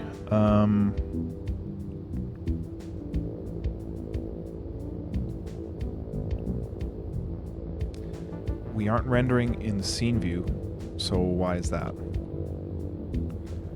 Well, we render only if the active dialog ID for the scene does not equal nil. Let's just say, as a test, this is 1. Do we start rendering all of a sudden? Oops. No, we don't. We don't. What the flip?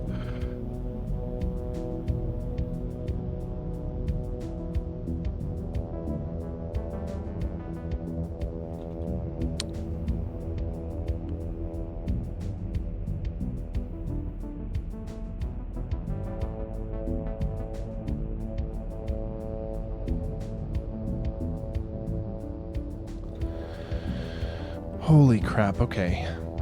Well, we're not rendering the dialog box that's in there.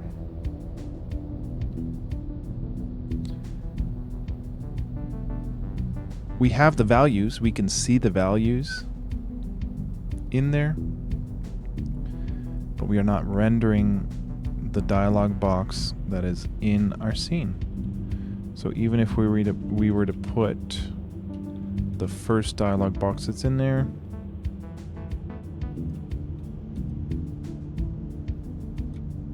we don't see it still. What the hell, man? There's something sneaky.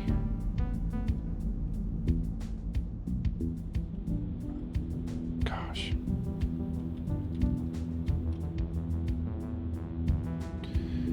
Okay, we flush the dialog box that we collided with.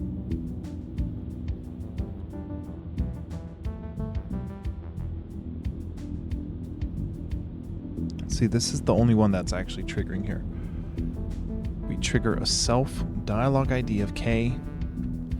Like I need to just try to eliminate what could be going wrong here. So I'm putting in these indexes of 1 because that's where the active dialog ID would be.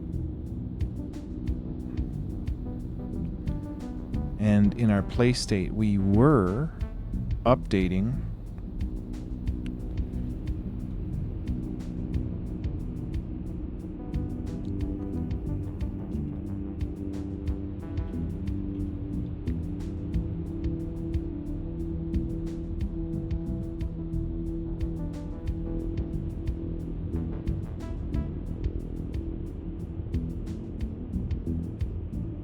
okay, so this is it. This is that used to change it. So we used to be updating dialogue. Well, no, this is the one. We used to be, look, if we turn this back on and we say, okay, well, let's update the active dialogue ID for the dialog box of our scene, we should see the text again.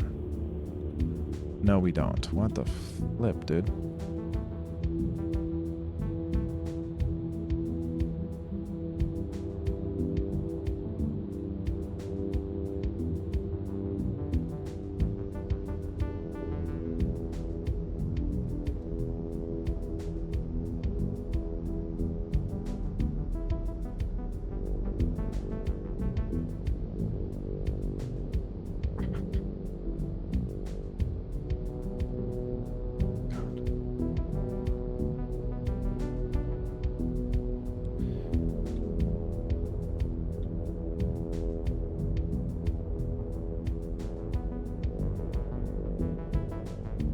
We're going to become paused again because nothing's working anymore. Okay, so we only render the thing if we're paused. Okay, so that's got to be the thing. In our dialogue class, we're doing stuff based on if we're paused or not. Yeah, we are. Shoot. Okay, so that's why we weren't seeing it. But that doesn't fix anything. Well, yeah, that doesn't fix anything. Well, we're rendering the danger text and it's advancing correctly. It's not doing the line count correct still, but let's test the cinematic. Oh, see, that's jacked up.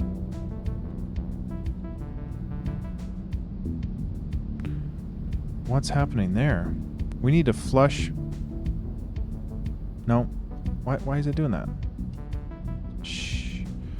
That. What the fuck, man? Who did this? Who thought it'd be a good idea to make this?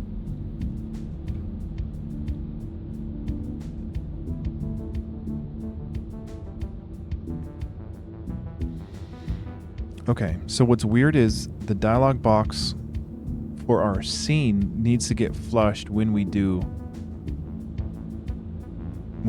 a scene transition. So it's almost like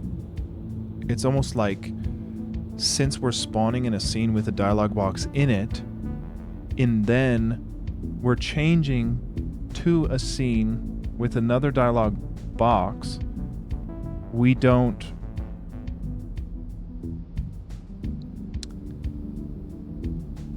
I don't know. I think we're getting close here. Like I think the fact that it's jacked up, like this tells me a big clue. Like the dialog box right here is a meditate yes or no. And then when we load our cinematic, we pull up the old meditate box. And then it overwrites and comes in with danger. So we're not flushing the dialog box from our scene. We're just like overriding it once Mage gets here, but we need to flush it so that it has so it resets the page number, resets the line count, resets the dialogue, the text, all of that stuff. So I think we're close. I think we just need to flush the scene views dialog box. Yeah, I think we just need to, because it's like we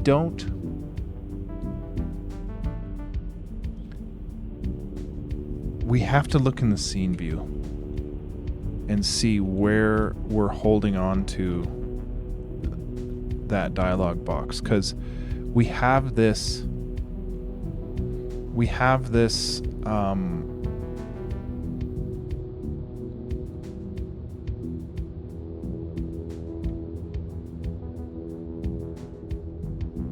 oh lordy, what am I even talking about? Where is it?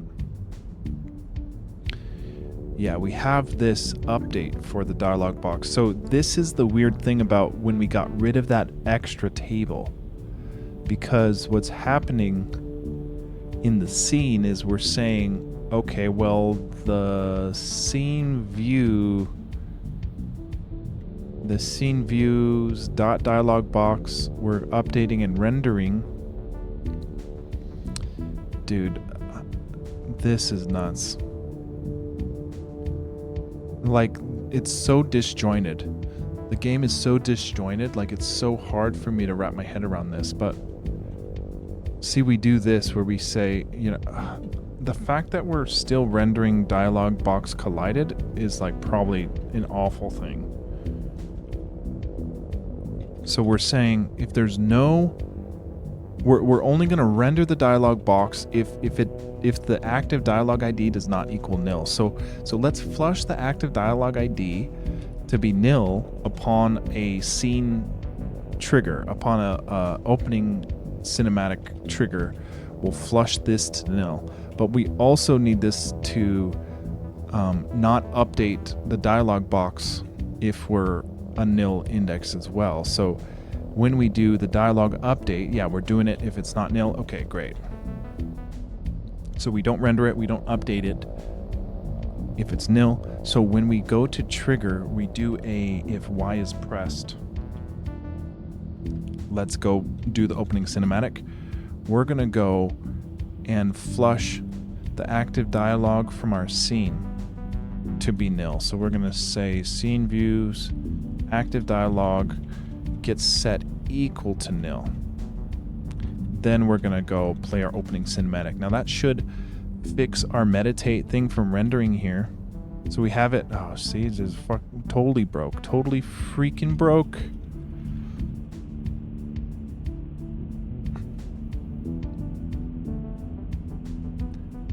But it being this broke tells me like we're way far off in a lot of this, because this should prevent any scene view from being rendered, any dialog box from being rendered, because we just flushed it to nil. So if we print this up, we should be able to see that it's not nil, and that's part of the issue here. Scene view, where's our scene?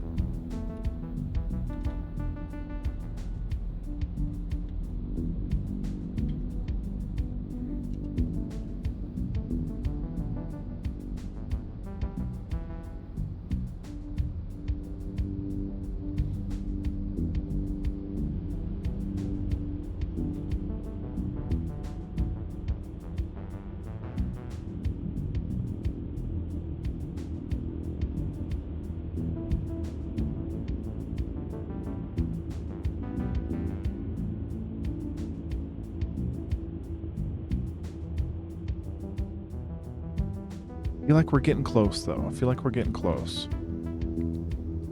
We're trying to print up the value of dialog box active dialog ID for the scene view, which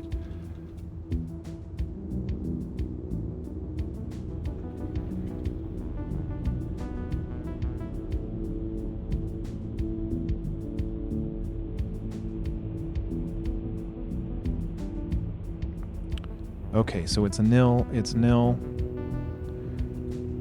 it's 1. Gosh, we're rendering all the crap on top of it.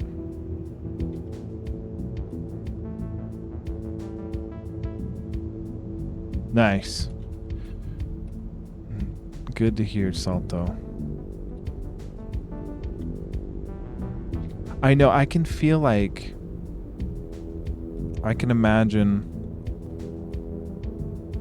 hating any, like, the thought of watching people program. Like, I can I totally get that.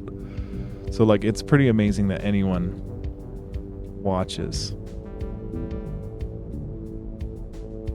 But, you know, if you're interested in it, it's interesting, right? But it's same with everything, where it's like, but it's like if someone was like a, well, I mean, I don't know, if someone was like a tax accountant and people wanted to be a tax accountant, they'd watch them stream too. Okay, so we have a nil. If we load, see, look at this. This is turning 1. Why is it turning 1? We're turning it 1 explicitly in a couple different places. So we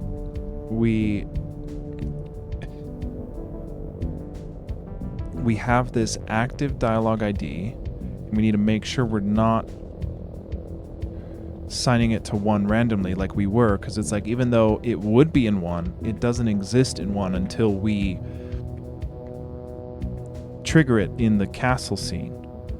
And then, yeah, and it's cool. Yeah, and like for you, Salto, where it's like you're watching like the behind the scenes of the art you're trying to depict too. So like that makes a ton of sense.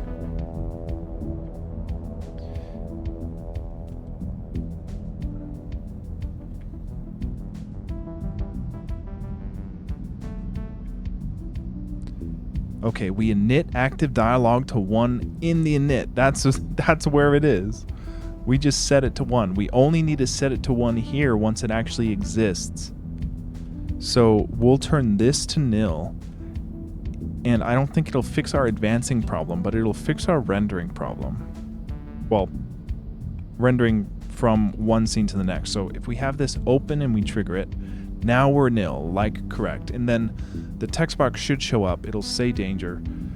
Fucking son of a... Opening cinematic 80. It doesn't like this because this doesn't exist. So we'll just say, you know, like once it works, we'll do it better. But it's like, I just need it to get to working.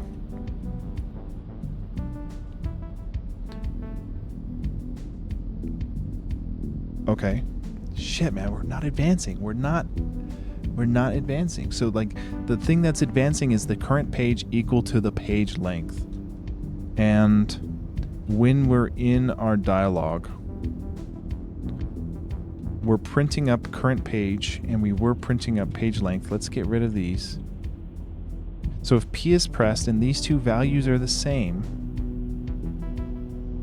we should advance as soon as we press P to the next, actually to the no dialogue option. So like, let's see, it should be page 1, current page length. Yeah, current page is 1, page length is 1. So pressing P should stop it, and it just does not. So are we just not updating something because we're paused? We're not even checking. This would be in the dialog box is what's updating. And we say when P is pressed, as long as our P button count is greater than 1. So let's print up this A button count and see if it's counting correct. Because if that's not counting correct, then it wouldn't be advancing. So let's put a button count in there.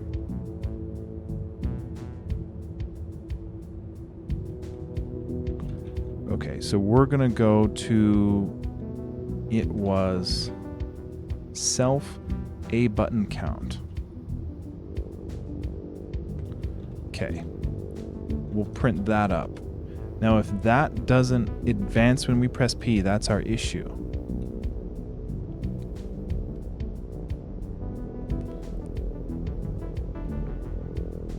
Button count 0, I'm gonna press P. What? See, this is the thing. Why is it rendering two things here? It's rendering like two different dialog boxes. It counted button count for one thing, but I can't see what one thing that is. It's like we're updating it twice. Once in the opening scene and then once in the scene. So like if we stop, yeah, it's like if it's handling it in our scene already, we don't need to update in our opening cinematic, because our opening cinematic is updating our scene is updating our dialogue, so we don't need to update it here. We don't need to update it here, I don't think. So if we don't update the active dialogue ID, does it, and we don't render the dialogue ID here in the cinematic, because we're rendering it in the scene, does it work?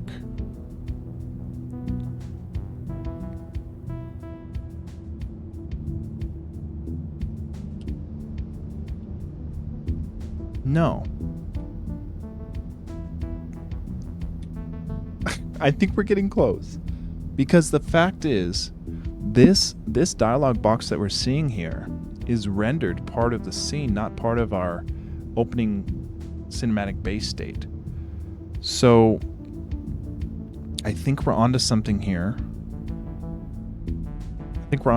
I have to pee again, so I'll be right back. It's the tea. I'm drinking liquid death tea, okay? It's not my fault.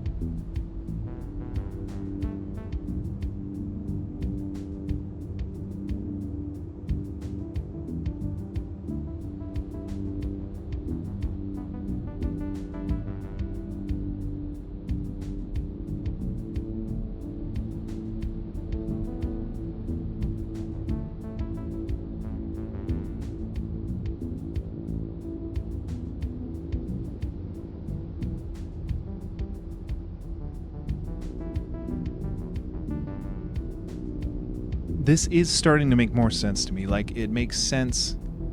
It makes sense that we were seeing these doubles because we were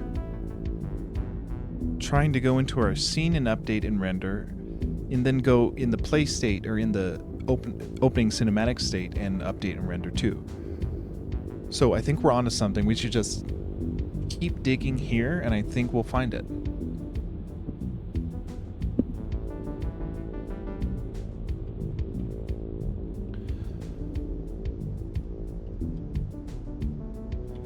Okay, I'm gonna get rid of this paused dialogue, paused render here, which is where? Play state?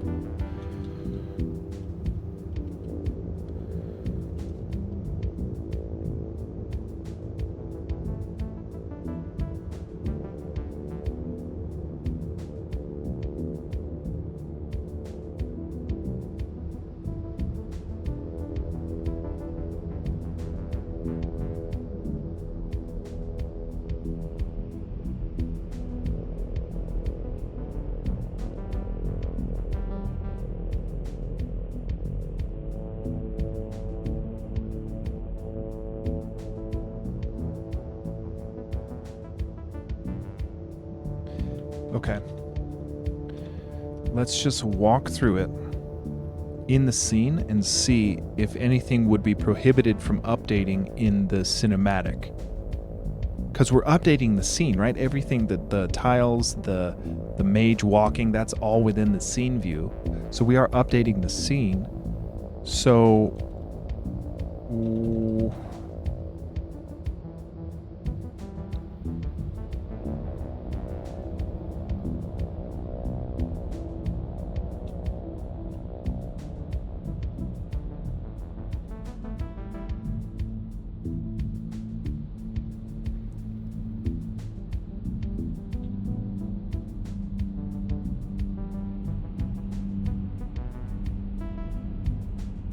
Okay, let's see if we get any hints from the active dialogue ID.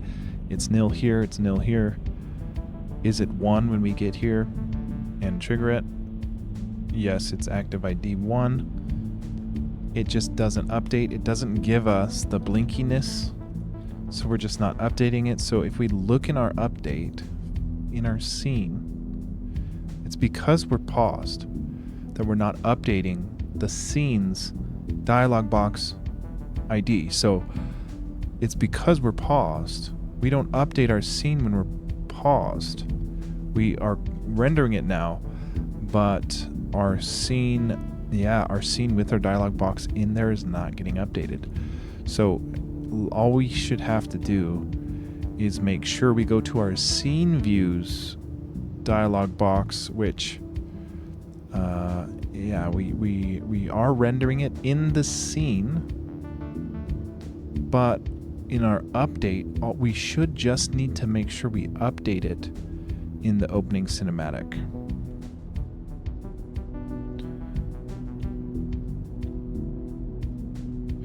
Right here. If we're in step 4, we're going to go to the dialog box, we're going to actually update it, but we only render it once in the scene. We update it here manually in this state, even though we're paused. So let's see if that works.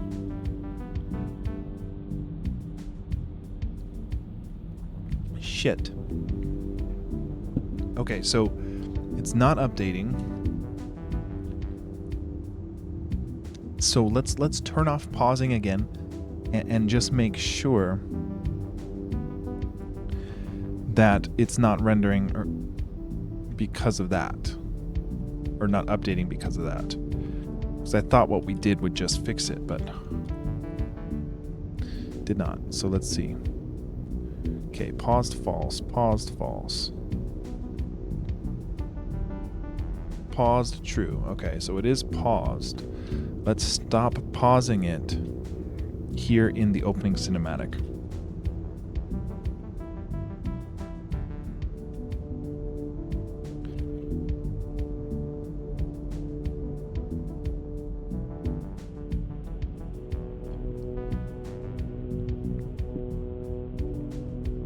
All right, we're not paused and not updating. So what the heck?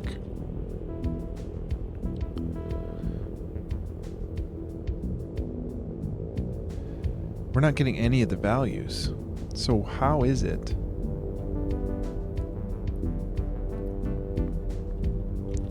How is it that render would even show anything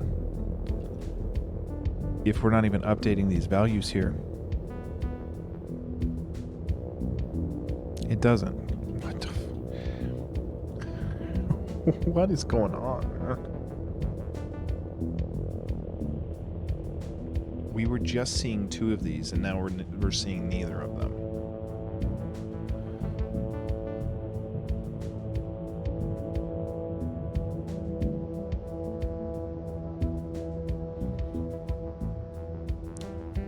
And we have an active dialogue ID of 1 as soon as we get the box up, right?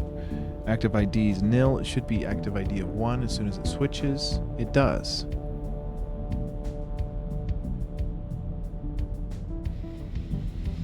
So the active ID is right. The global dialog box is right.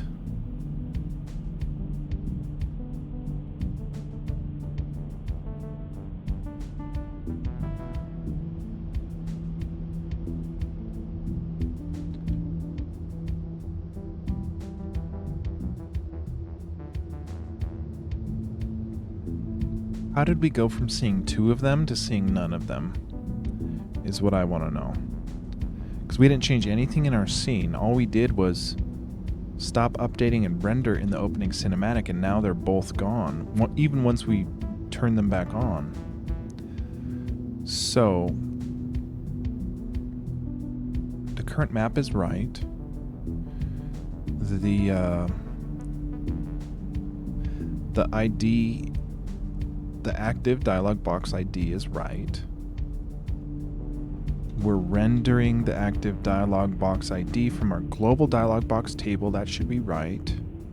You know, we could say, let's just render the dialog box here. Just see if we see anything again.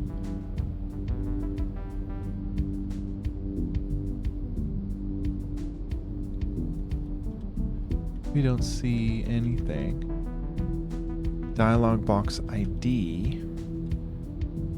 We should be just rendering, yeah, all the line results. So as long as we're updating, you know, like if we were to manually say the line result of the dialog box is something, we should see it here.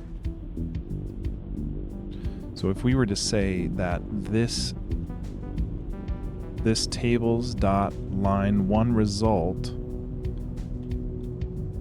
is a string,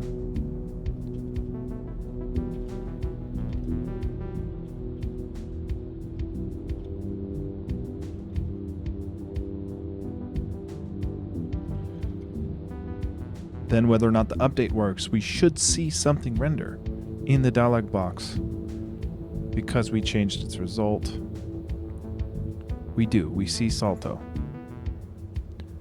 So this is not updating. It's rendering fine.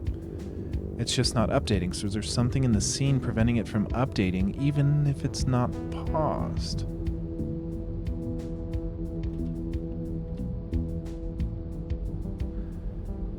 Let's find our dialogue. We update it here.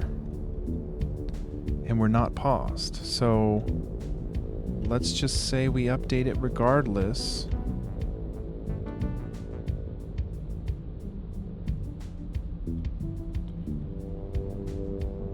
And see. Didn't like that.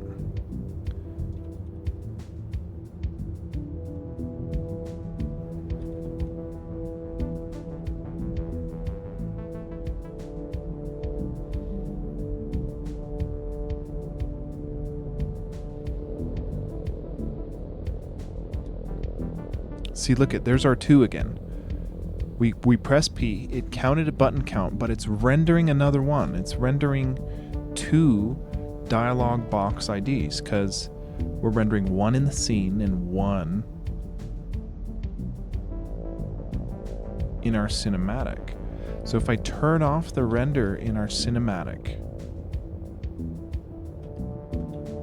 what happens? Do we get the button count still?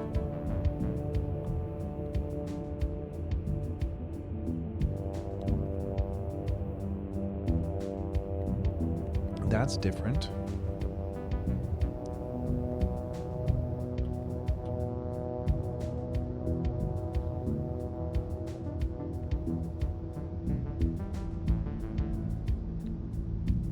It's still pulling the meditate scene dialogue from before the opening cinematic transition. I don't get why it's doing that.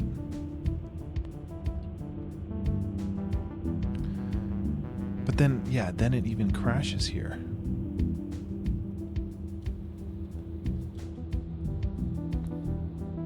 I can't believe it's 12:30.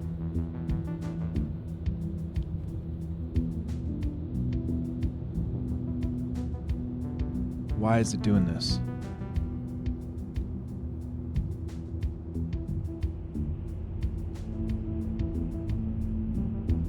Either we're in the wrong scene, which we're not because we're rendering the right scene, or the scene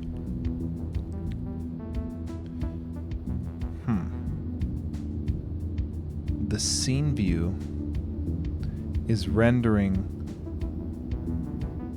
Okay. I think I'm getting it. As far as the scene is concerned, we didn't change the scene view row or column because we changed that in the opening cinematic state. The scene view has no idea what scene the scene view was changed to. So and it sucks because we update. No, the scene view does know. We must be missing a certain declaration of current map row, current map call when we're changing scenes here in the opening cinematic state. So we do assign a current map, but that's not good enough for our scene. That assigns a new current map, but it doesn't update. It's not updating. It's still pulling a dialogue from the old map. Oh my gosh. Where is this coming from?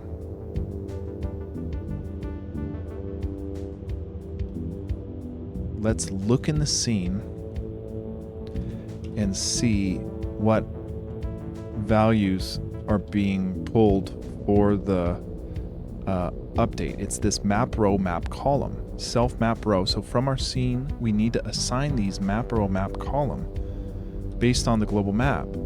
Because without doing that, it thinks we're in the original scene, which is loading that meditation object. So we need to explicitly say that global scene views map row, map column is now updated by the map that we just changed to. So in here, in our cinematic here, we need to say not only is our scene views map a new map, but its map row and map call are now also defined by those values. Because our scene, our dialogue updates based on the scene's map row, pulling from the map. It's don't blame me. I'm not responsible for this. But someone coded it like that. So we have to kind of explicitly say the map row, map call is stated here. And then if we ever, which we do, if we ever take that out, screw that. If we ever assign a new map, which we do, when we go and do the next map transition to the castle, when we go to castle step 1 by a new map instantiation, we need to also say, hey, the scene view needs to also think it's 7-4 at this point, so that it can pull the dialog box from the correct scene. And if we still get yes or no here, I guess a crash is better than yes or no. So scene 221. What? Why? How can you crash on a question? What are you saying? You're saying we crashed by asking if a value is nil. Scene 221.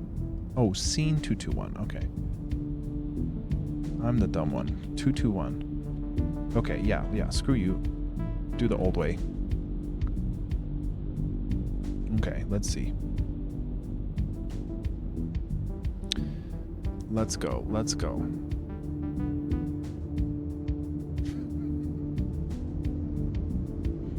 Scene 319.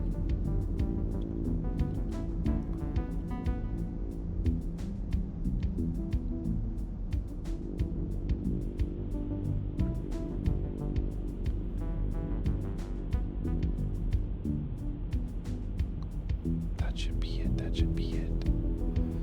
I'm gonna do some stupid stuff.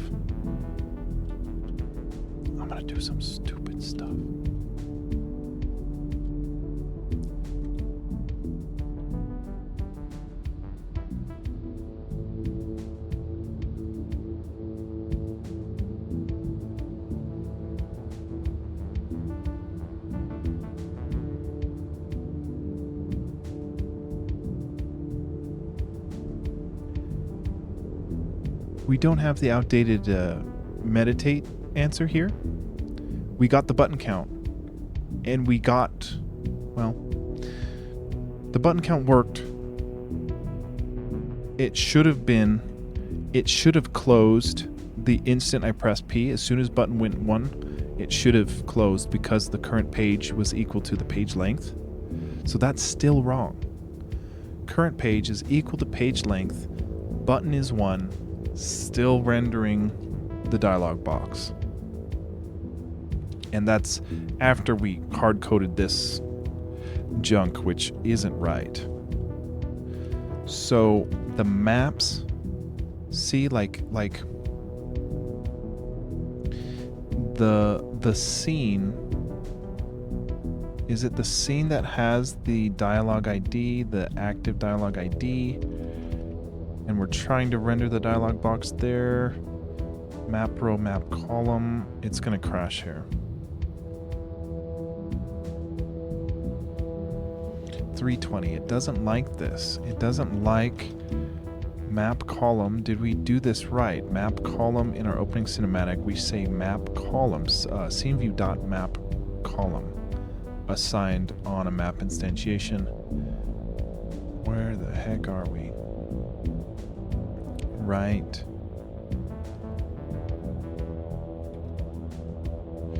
Right here. Oh, we don't do it here on the faded black. Okay, so map row, map column. Any map instantiation, we need to tell it map row, map column. Okay, we do it there. We don't do it here. Yes, okay, okay, come on. Let's go.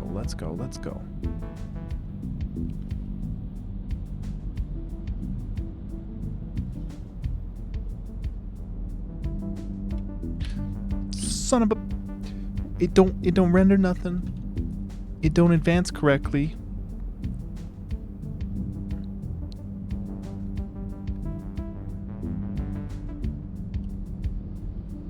So do we have to render it here?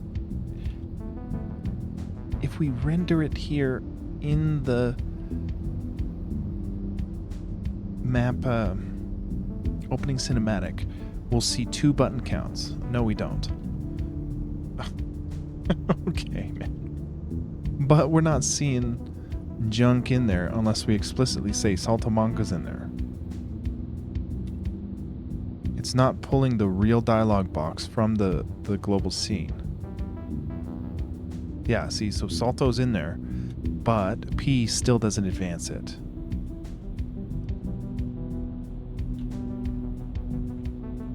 Man, I thought we were right there. That works. That works. So why is it... And we got the blinky. Why is it that when we hit here, we don't have the blinky text? Why is that? Yeah, we don't have the blinky. Oh god. 225.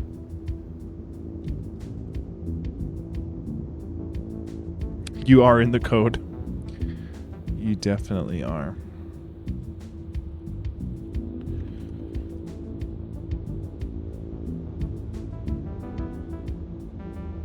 We don't get the... Let's try to update it here, and we'll see.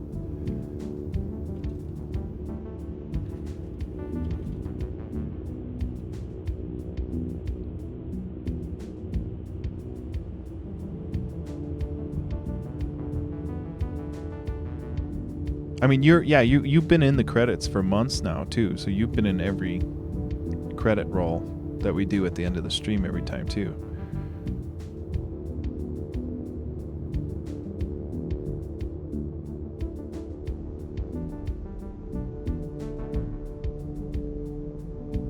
We are updating it, dude. We are updating it.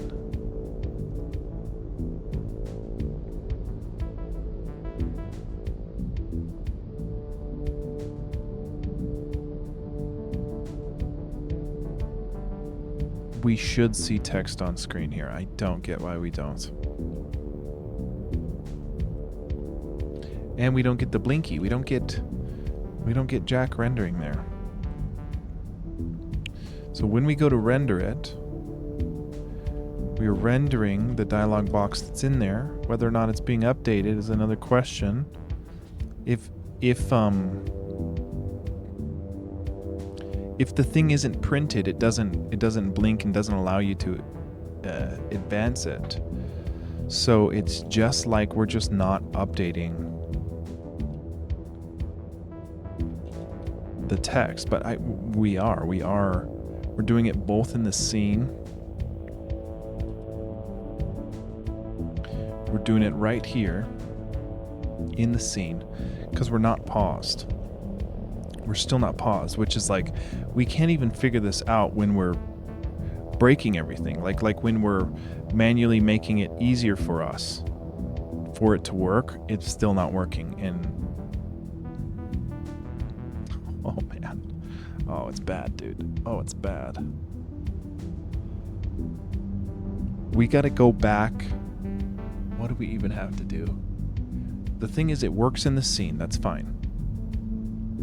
It works in the scene. It advances. It does the button count. That all works. And then it just all falls apart over here. So if we didn't update it here, and we didn't render it here, and then we go to print up some values in our dialog box object, we're not even updating. We're not even updating it. It's not even printing the new things here. It's not printing the text index. We're not printing up the text index. So let's print up that, see if it's updating at least. Okay, text index, we got rid of it.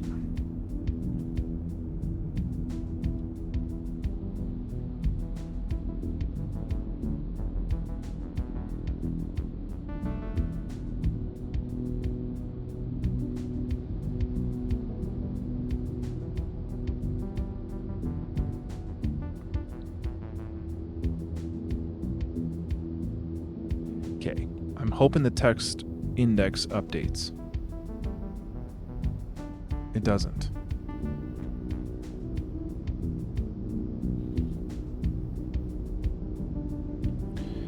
Okay, well that tells us something.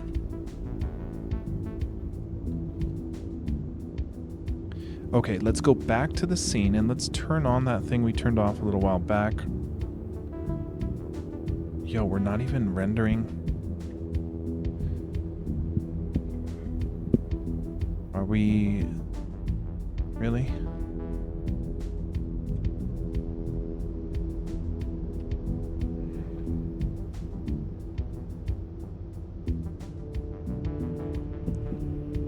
It doesn't update, doesn't render. Where are we updating the dialogue in the scene? Well, we're not even updating it anymore.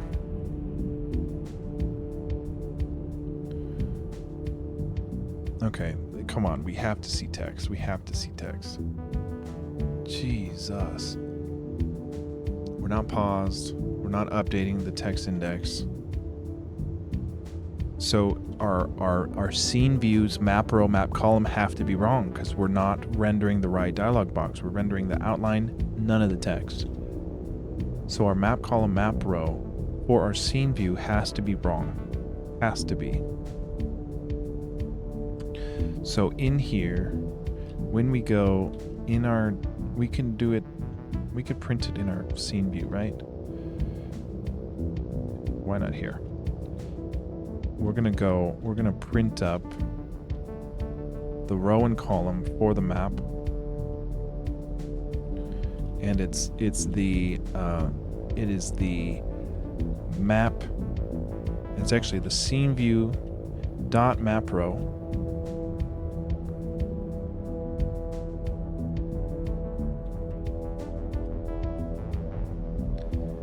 And then the map column also. Now, we're looking for this to be equal to 1019. That is the scene for our castle. So if it does not equal 1019, it would make sense that it's not rendering, because we're in the wrong, our scene view is loading the wrong dialog box. So this should be 1019 roll call. It's 1019. So we're in the right map. We should have a .dialog box ID with values. Like, we should be able to say that we're going to print up the dialog box at index 1 dot text field and just see what's in there. We should be able to do that. Scene view. Oh, it's actually okay. It's actually, god damn, dude. It's in the map. It's at 1019. Dialog box 1 text. We should see the danger.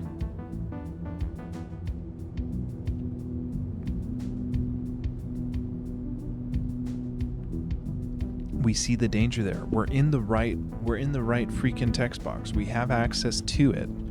So why is it not updating? It's just not updating at all.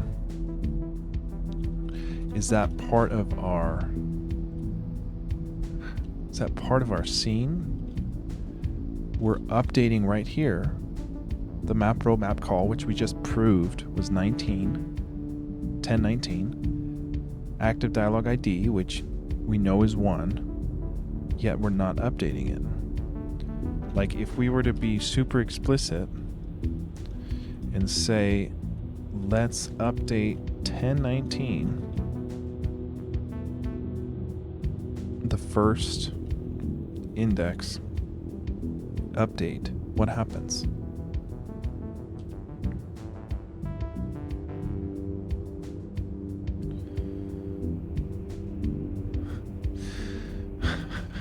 I'm losing my mind.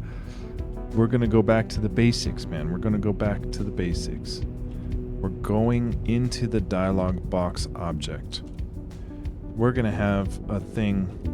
We're going to have a variable called salto. We're going to update this thing every update.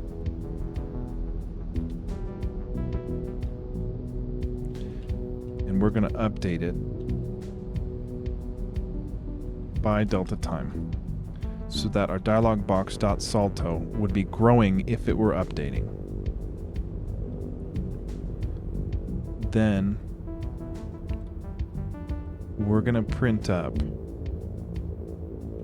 the value of salto from our dialog box 1 dot salto. So it should say, it should be updating, right? It should be, this row should update as soon as it texts. It does. So, we are updating. What the fuck, dude?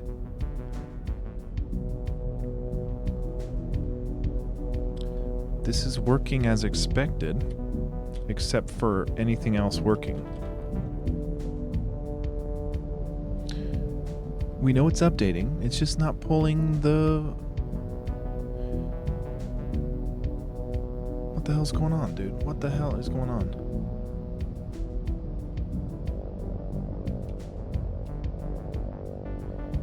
Okay, instead, yeah, like let's say we don't render it here. We don't render the dialog box in here. We don't even update it in here.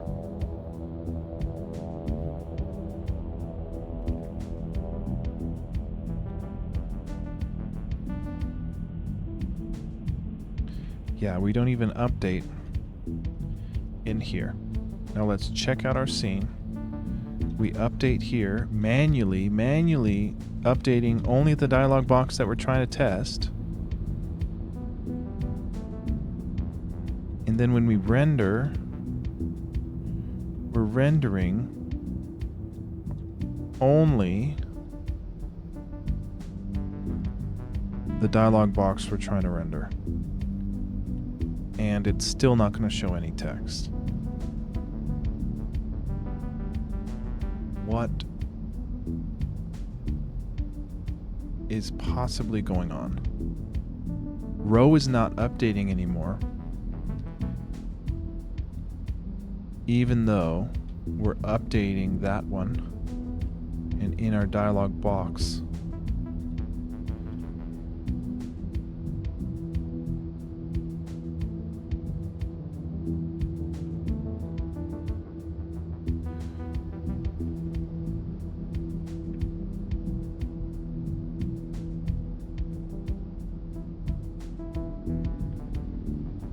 Oh my god, I cannot believe it's been 3 hours.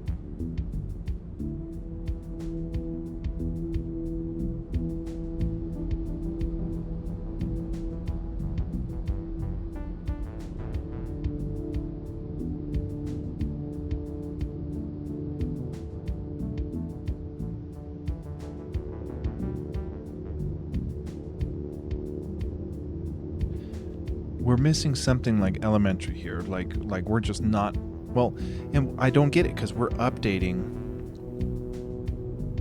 Well, now we're not. Our Salto is not updating at this point. Our Salto is a dialog box 1 from our 1019, so that's not being updated at this point. That's because we turned off the update here in the opening cinematic, but we were still doing it in the scene, which is why we thought it would work. We're doing it manually here. Like if we turn this off, we say let's update it here. Does it work? We're looking for Salto to grow over time. Does not. What is going on? It's not paused. This should be updating. We know it's updating. We're updating the mage and the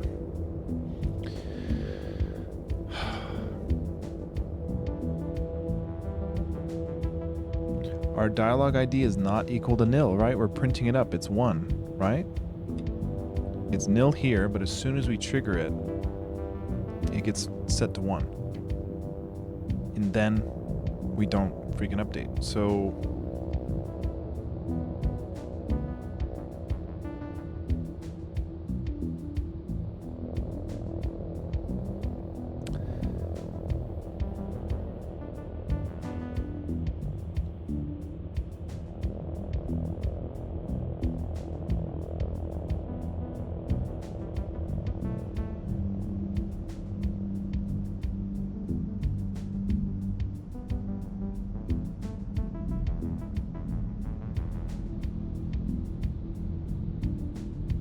I'm gonna see if the normal ones work at all anymore. No, they don't. I mean, it just doesn't render.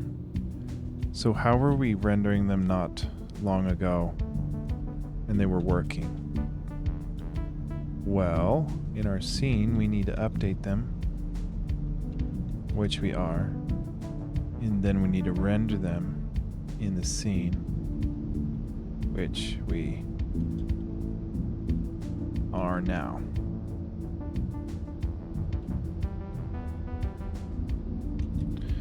Okay, it works. It works.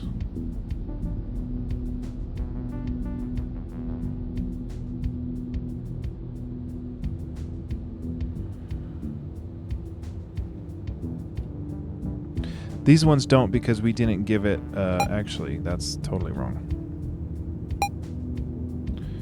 Yeah.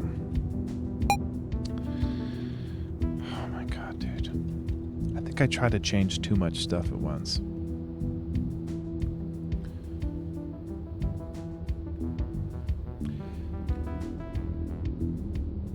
Let's just make sure.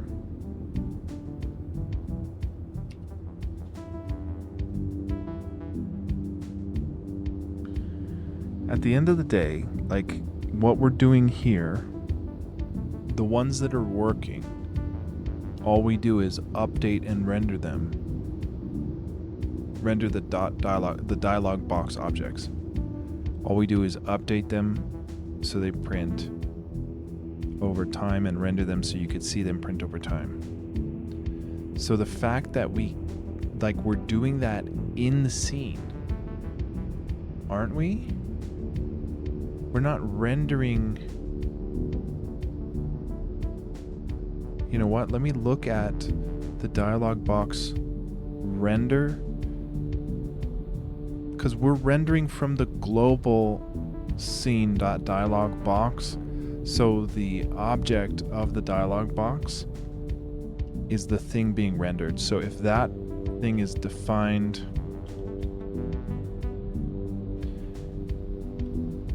like when we say it's so simple, all we do is just print the freaking result. That's all we do. So when we call render on that, it's so simple. All it does is just freaking print.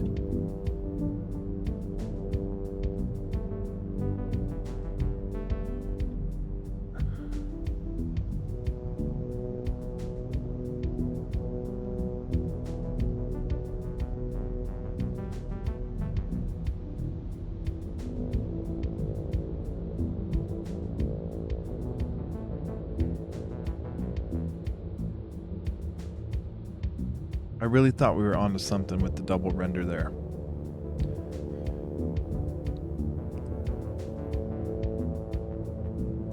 Now,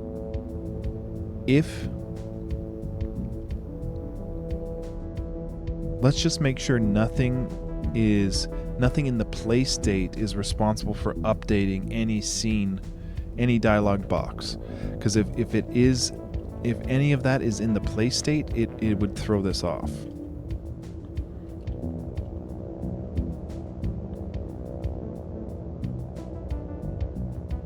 We do have it in the play state, but that's just for triggering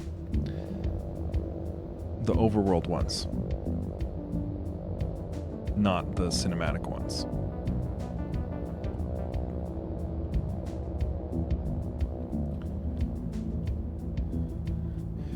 We're taking off this dialog box collided, and this dialog box collided.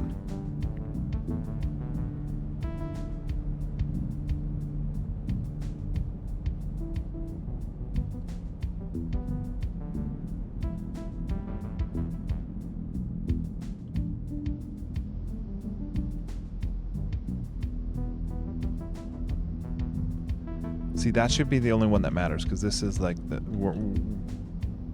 only one that is the P press on a normal one.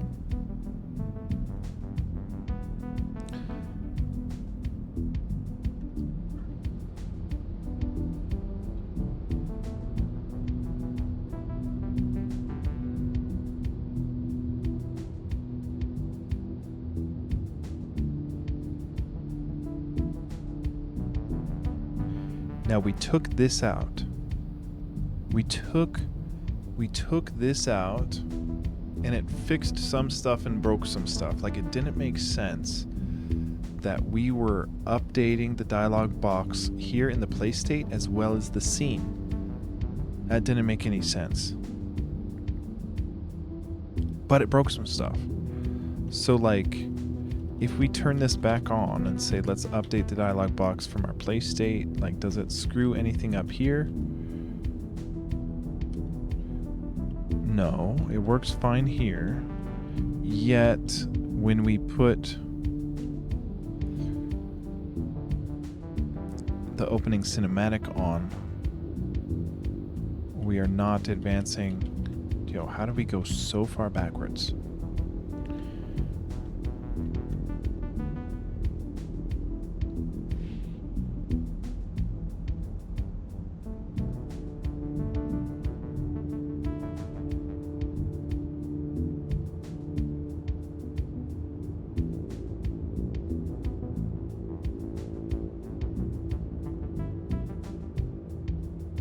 Yeah, all of these dialogue things here in the play state shouldn't affect the one that's in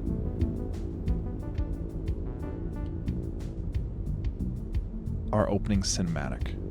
Because all this is doing is just the old dialogue stuff for the old way we did it, but we moved it into the scene, which makes much more sense than the play state. Because even if we're not in the play state, we're in the opening cinematic state, we still need to render the thing like nothing happened. So in our play state, when we go dialogue update,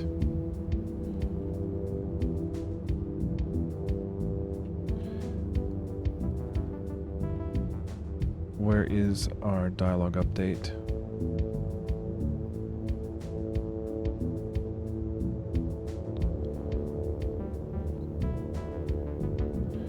Right here.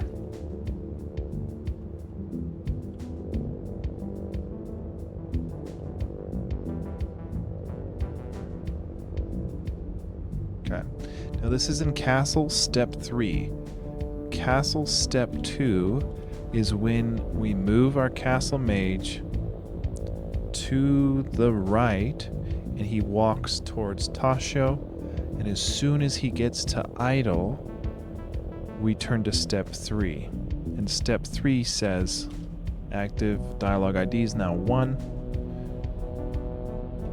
We need to flush our text here. Then we need to update our text in Step 4, the very next frame. Then in our render, we need to say, as long as it's not nil, which it isn't, let's render it. Let's please, please, please show me text on the screen.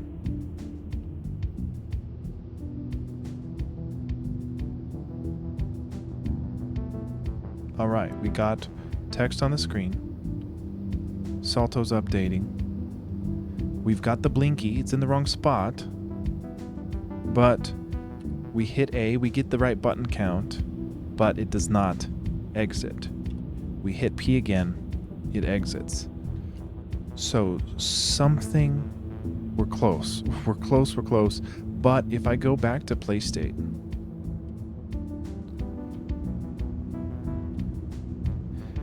and I go to the update for the dialogue,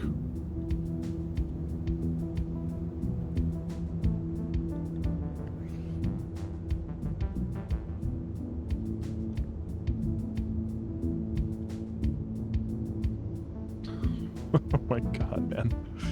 We're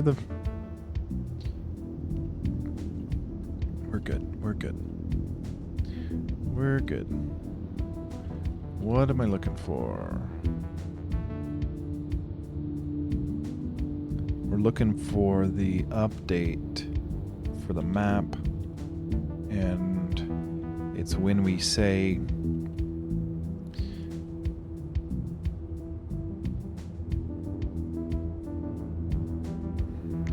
that's not it. We need to leave a note every time we touch the dialogue updates. We need to leave a little note there so that I can search for it, because this is crazy. Where the heck is it? We do it in the play state. We just turned it on to prove a point. It fixed half of the things. This is it.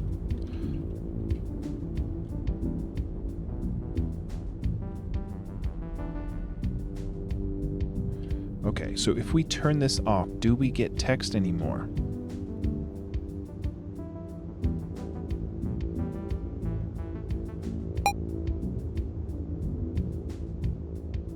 Please show me text. Please show me text.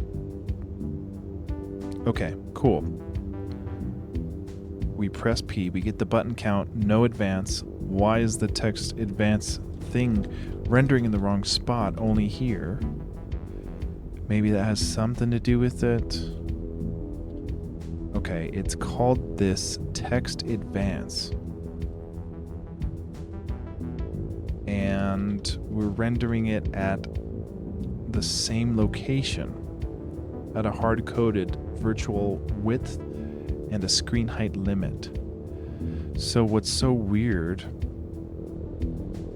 is that the text advance over here is blinking in the very bottom right, and the P advances, our button count. Oh, our button count's already 1 here.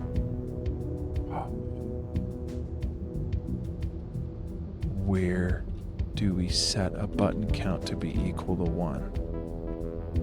Oh, don't give me that. Don't give me that. It's an A button count. We set it 0 instead of 1. Well, we set it.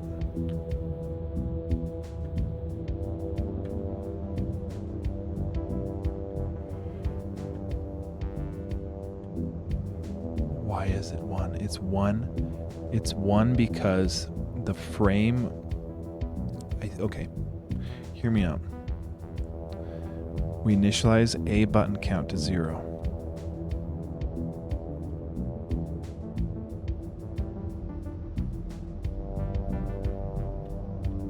We only advance it if P is pressed in the dialog box, but here's the issue.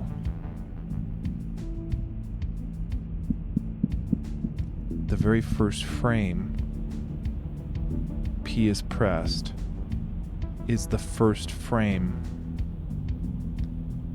that we let me just try something. If we don't initialize button count to 0, where do we initialize this elsewhere? In the dialog box, we initialize it to 0. P was pressed. If a button count is greater than 1, meaning 2 or above,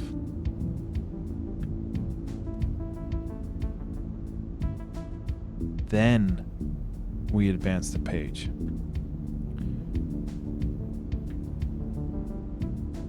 This is it.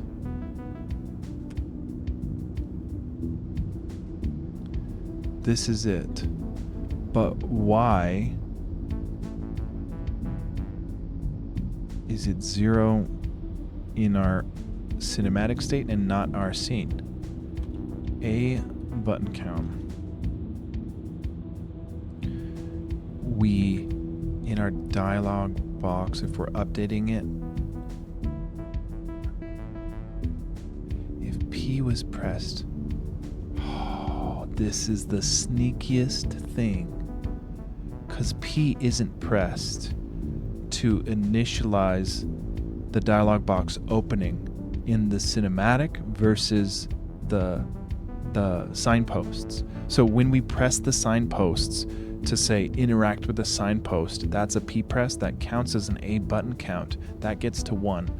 We're only doing this page length if it's greater than 1, and we never get this initial incrementation upon a opening cinematic. So we just need to initialize this to 1 in the cinematic scene, as if we pressed A to initialize the dialogue system. That gets us the A button count of 1. Then the first time we press it, it gets past 1. Then it's greater than 1.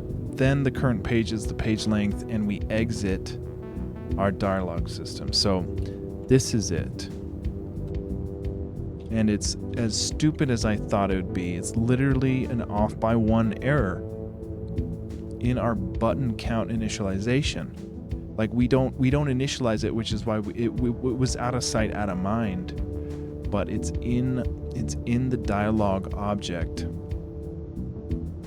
and we need to say that since it's an opening cinematic, we just need a freaking button count already. So it's a dialog box, A button count. So we'll do that in any scene that has a dialog box, which in our case is a 1019. So we'll say when we go to do the flush text in the 1019, we will actually also go into the .a button count.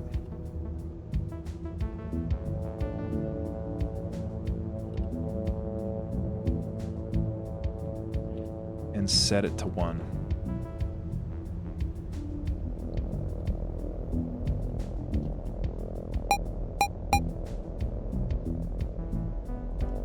Let's see.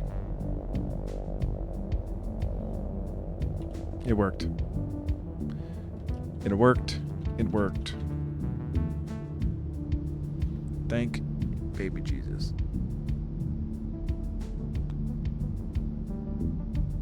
We could have 3 hours and 23 minutes ago, we could have come in here, added this one line, and it would have worked.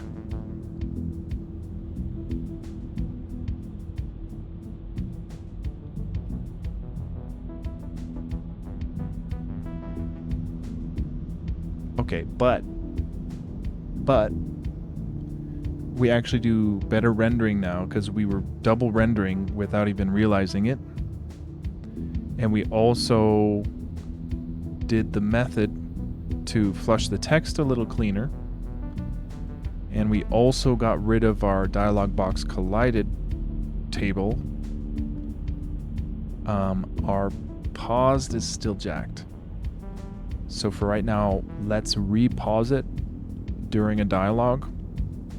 But we'll give an option to, I think we'll give an option to the dialog box whether or not to be paused during its duration or not.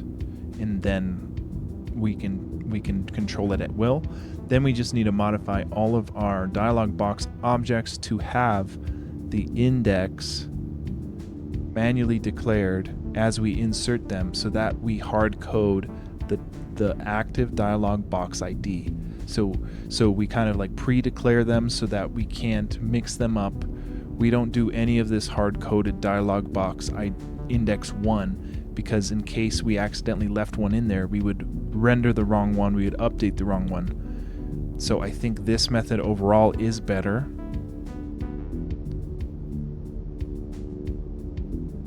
But yeah, it's just a silly little thing, and I thought it was a silly little thing. It was the A button count.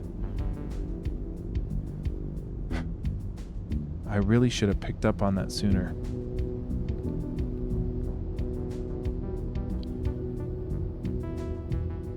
Well, still good. So I say, let's get pause back. Let's make sure all of our original dialog box objects are updated to include the hard-coded active text box ID. And then we'll do a little bit of testing, make sure it works there. And then we're in a good spot for tomorrow to actually script out the expositional dialogue and then have Tashio walk out and actually trigger the start of our game.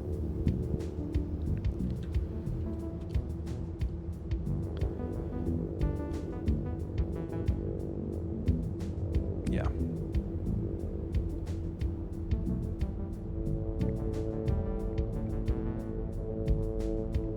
I also highly recommend Liquid Death tea if you want to pee every 30 minutes.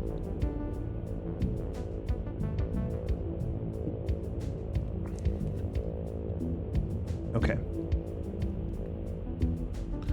Where does it make sense to trigger paused? Does it make sense to trigger it in the dialog box object? No, because we need to be able to declare, well, actually, yeah, because depending on the dialog box, if it's a paused dialog box or a non-paused one, we need to activate it in there as a sort of parameter, right? Because it's a global, we're triggering this globally, so we can have, you know what, I'm going to commit right here just before I break everything. I'm just going to say working dialogue system in OpeningCinematic. But basically every other dialogue is broken right now, especially treasure chests. So that sucks that we kind of just like nuked all of our treasure chest functionality for text boxes for there. I still think it was a good idea we refactored that stuff. We'll just have to go make it a little cleaner for treasure chests.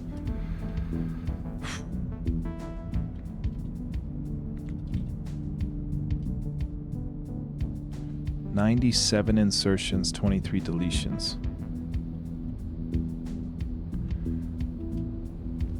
Okay.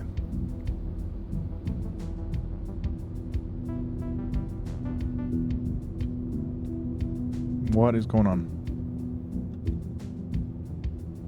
Git push.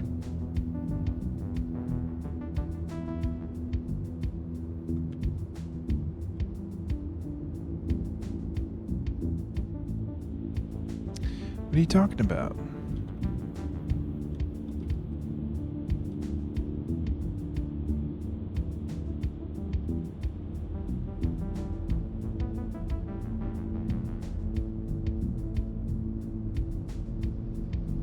Dude, today is not my day.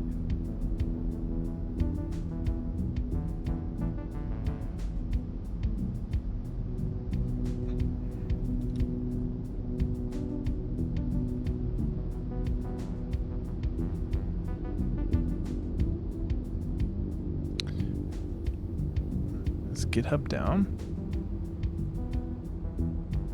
No. Okay.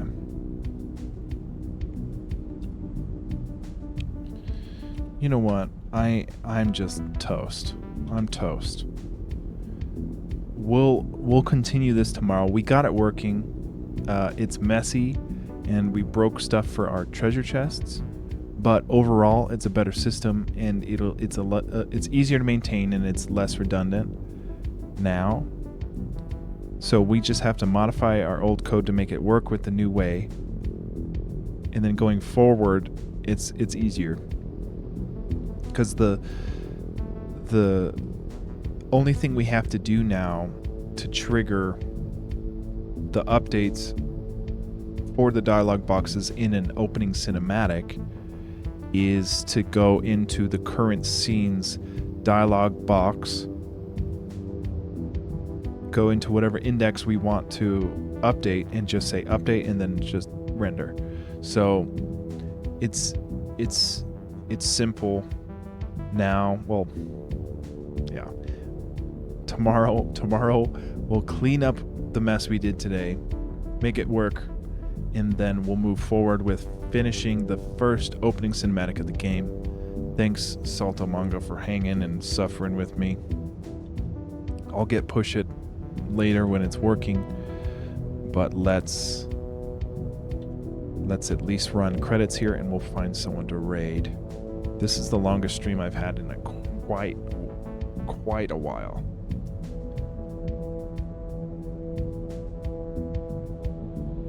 Okay, let's run credits. Thanks for watching, everyone. This was brutal. But this, today was the hardest resistance I felt in weeks of working on this. So I'm glad we got in there, we suffered, and we came out actually fixing parts of it. Overall better, but a lot of things are broke, but overall better. We'll continue to get better tomorrow. We'll find someone to raid out to here. Yo, we'll hit up Brightside because he raided yesterday.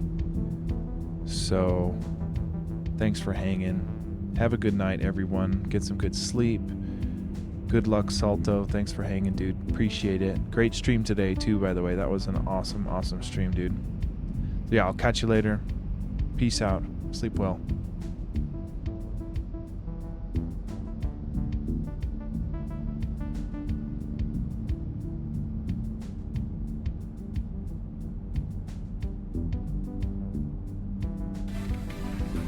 What do I